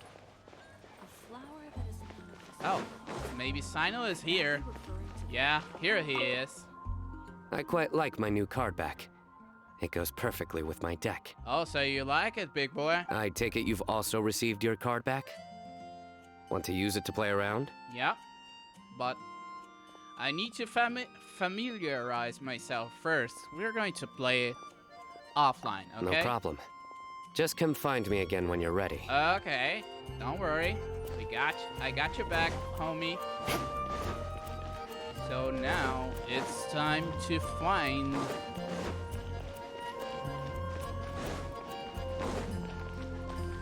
Wait a second. More speed.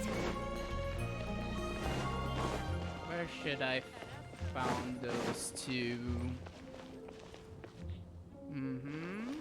It seems like those two. No. Oh, here they are. The four of them are in the same place. Hey, girls. Kale, Sucrose! I brought some home-cooked food. Why don't we enjoy it together? Oh, nice. Really? Sounds great. Sounds scrumptious. I must point out a small issue about your cooking.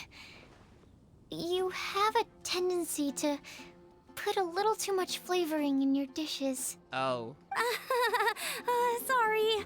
I guess I've been a little heavy-handed with the seasonings lately. Are you feeling stressed recently? Do you want to find someone to play cards with? It really helps with stress. I promise. Oh, that sounds like a good idea. If I recall, both you and Sucrose are pretty good players, right? Oh? Oh yeah, we are. We've been playing together, and we were actually talking about this just a few days ago. Since you are already familiar, would you mind also showing me the rules sometime? Yeah, Kale seems to be a natural at the game. Maybe she's already the best player out of all of us. Huh? Me? You? That's right. You've been all talk at the tavern. That little girl from Sumeru is really good at the game. If I can find the chance, I would love to test my skills against her. Really? Aw, see, Kale? Isn't that great, Kale? You've become a TCG celebrity. And Sino is the aficionado on TCG, and Kale is the celebrity. Oh, I... Give yourself some credit, Kale. Give yourself some credit, please.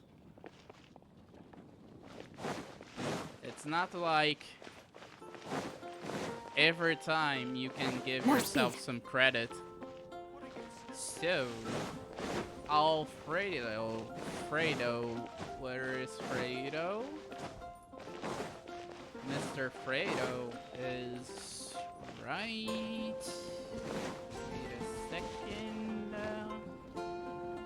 Let me see on the map. Mr. Fredo is right over here. Oh, that's weird. Why didn't I saw him? Here are the girls. More speed. Fredo?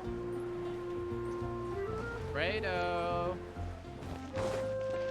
Fredo? Where are you? Fredo? Let's go meet the lover boy and... Oh! Here it is! You're here! What's up, Fredo? Here you are. Let's sit with you. How you going? You like the card back from Sino, right? Yeah? I must admit, I also spent a good amount of effort coming up with a design. Really? His request was quite interesting. He wanted a dragon, a cool pose, and a design that would stand out and awe his opponents. Typical Sino. Although the commission was for himself, he wanted the back to be flashy enough to draw the attention of the opposing player. Perhaps there's something that can be said about how, when it comes to Genius Invocation TCG, friendship is more important than competition. I agree. He also said that such an impressive card back should be shared with friends. Since he gave it to you, this must mean he considers you to be a close friend. And you too, Fredo. Oh, and speaking of, to repay my efforts, he also gifted me the card back as well. Maybe I'll also give the game a try. Okay, so we're seizing Albedo card in the future? Okay. Good one, Fredo. Now, the lovey-dovey couple. Let's talk with... Am I dreaming? Oh. Miss Ying-Art, you really came all the way to Mondstadt to see me? Why were you willing to make the trip? I still can't believe it. Why wouldn't I want to come see you, It's not like a quick trip from Liyue to Mondstadt is completely unheard of or anything. Also, isn't it time for you to drop the miss and just call me Ying-Ar? Oh, they're officially a couple. Ying-Ar. Oh. Ying-Ar. I think I still need some time to get used to calling you that. Look at you, already so flustered. And we're just getting started. No, I... Go on, lover boy. I'm just overwhelmed with happiness. Thank you so much for coming to see me for Windblume. Leave them alone. Leave them alone. Leave them alone. He doesn't deserve this. He deserves some time alone. What's up? Well, what do you think? I trust you've enjoyed this year's Windblume Festival. I agree. I'm happy to see you find the time amidst your busy adventures to return to Mondstadt and celebrate the winds of freedom with us. Yep. And if you have a moment now, would you care to hear a new love poem I wrote this year? It's better than Mimohaya. Allow me to recite it for you. Okay. This world has never seen such vibrant color. It bestows upon everyone a brilliant hue, a shade more ethereal than white, yet more radiant still than gold. It eases into your eyes and restores to light a solitary soul. Maybe a bit too somber. Maybe I should write another one on sweet flowers instead. Maybe, but it's okay, Venti. And with that, with all those interactions, and with the wholesome story of Kale, Sucrose, the new friendship formed, an old friendship renewed, I thank you so much for watching, guys. As I said in the beginning of this video, I won't be doing the Windblume games in a video because it would be so bad to see you guys, see me ranting about everything. So, thank you so much for watching, guys. Leave a like if you enjoy, subscribe if you're new, turn off the notifications. And with Kale, Sucrose, Amber, and Eula, and with the smile of Kale, I bid you goodbye. See you then.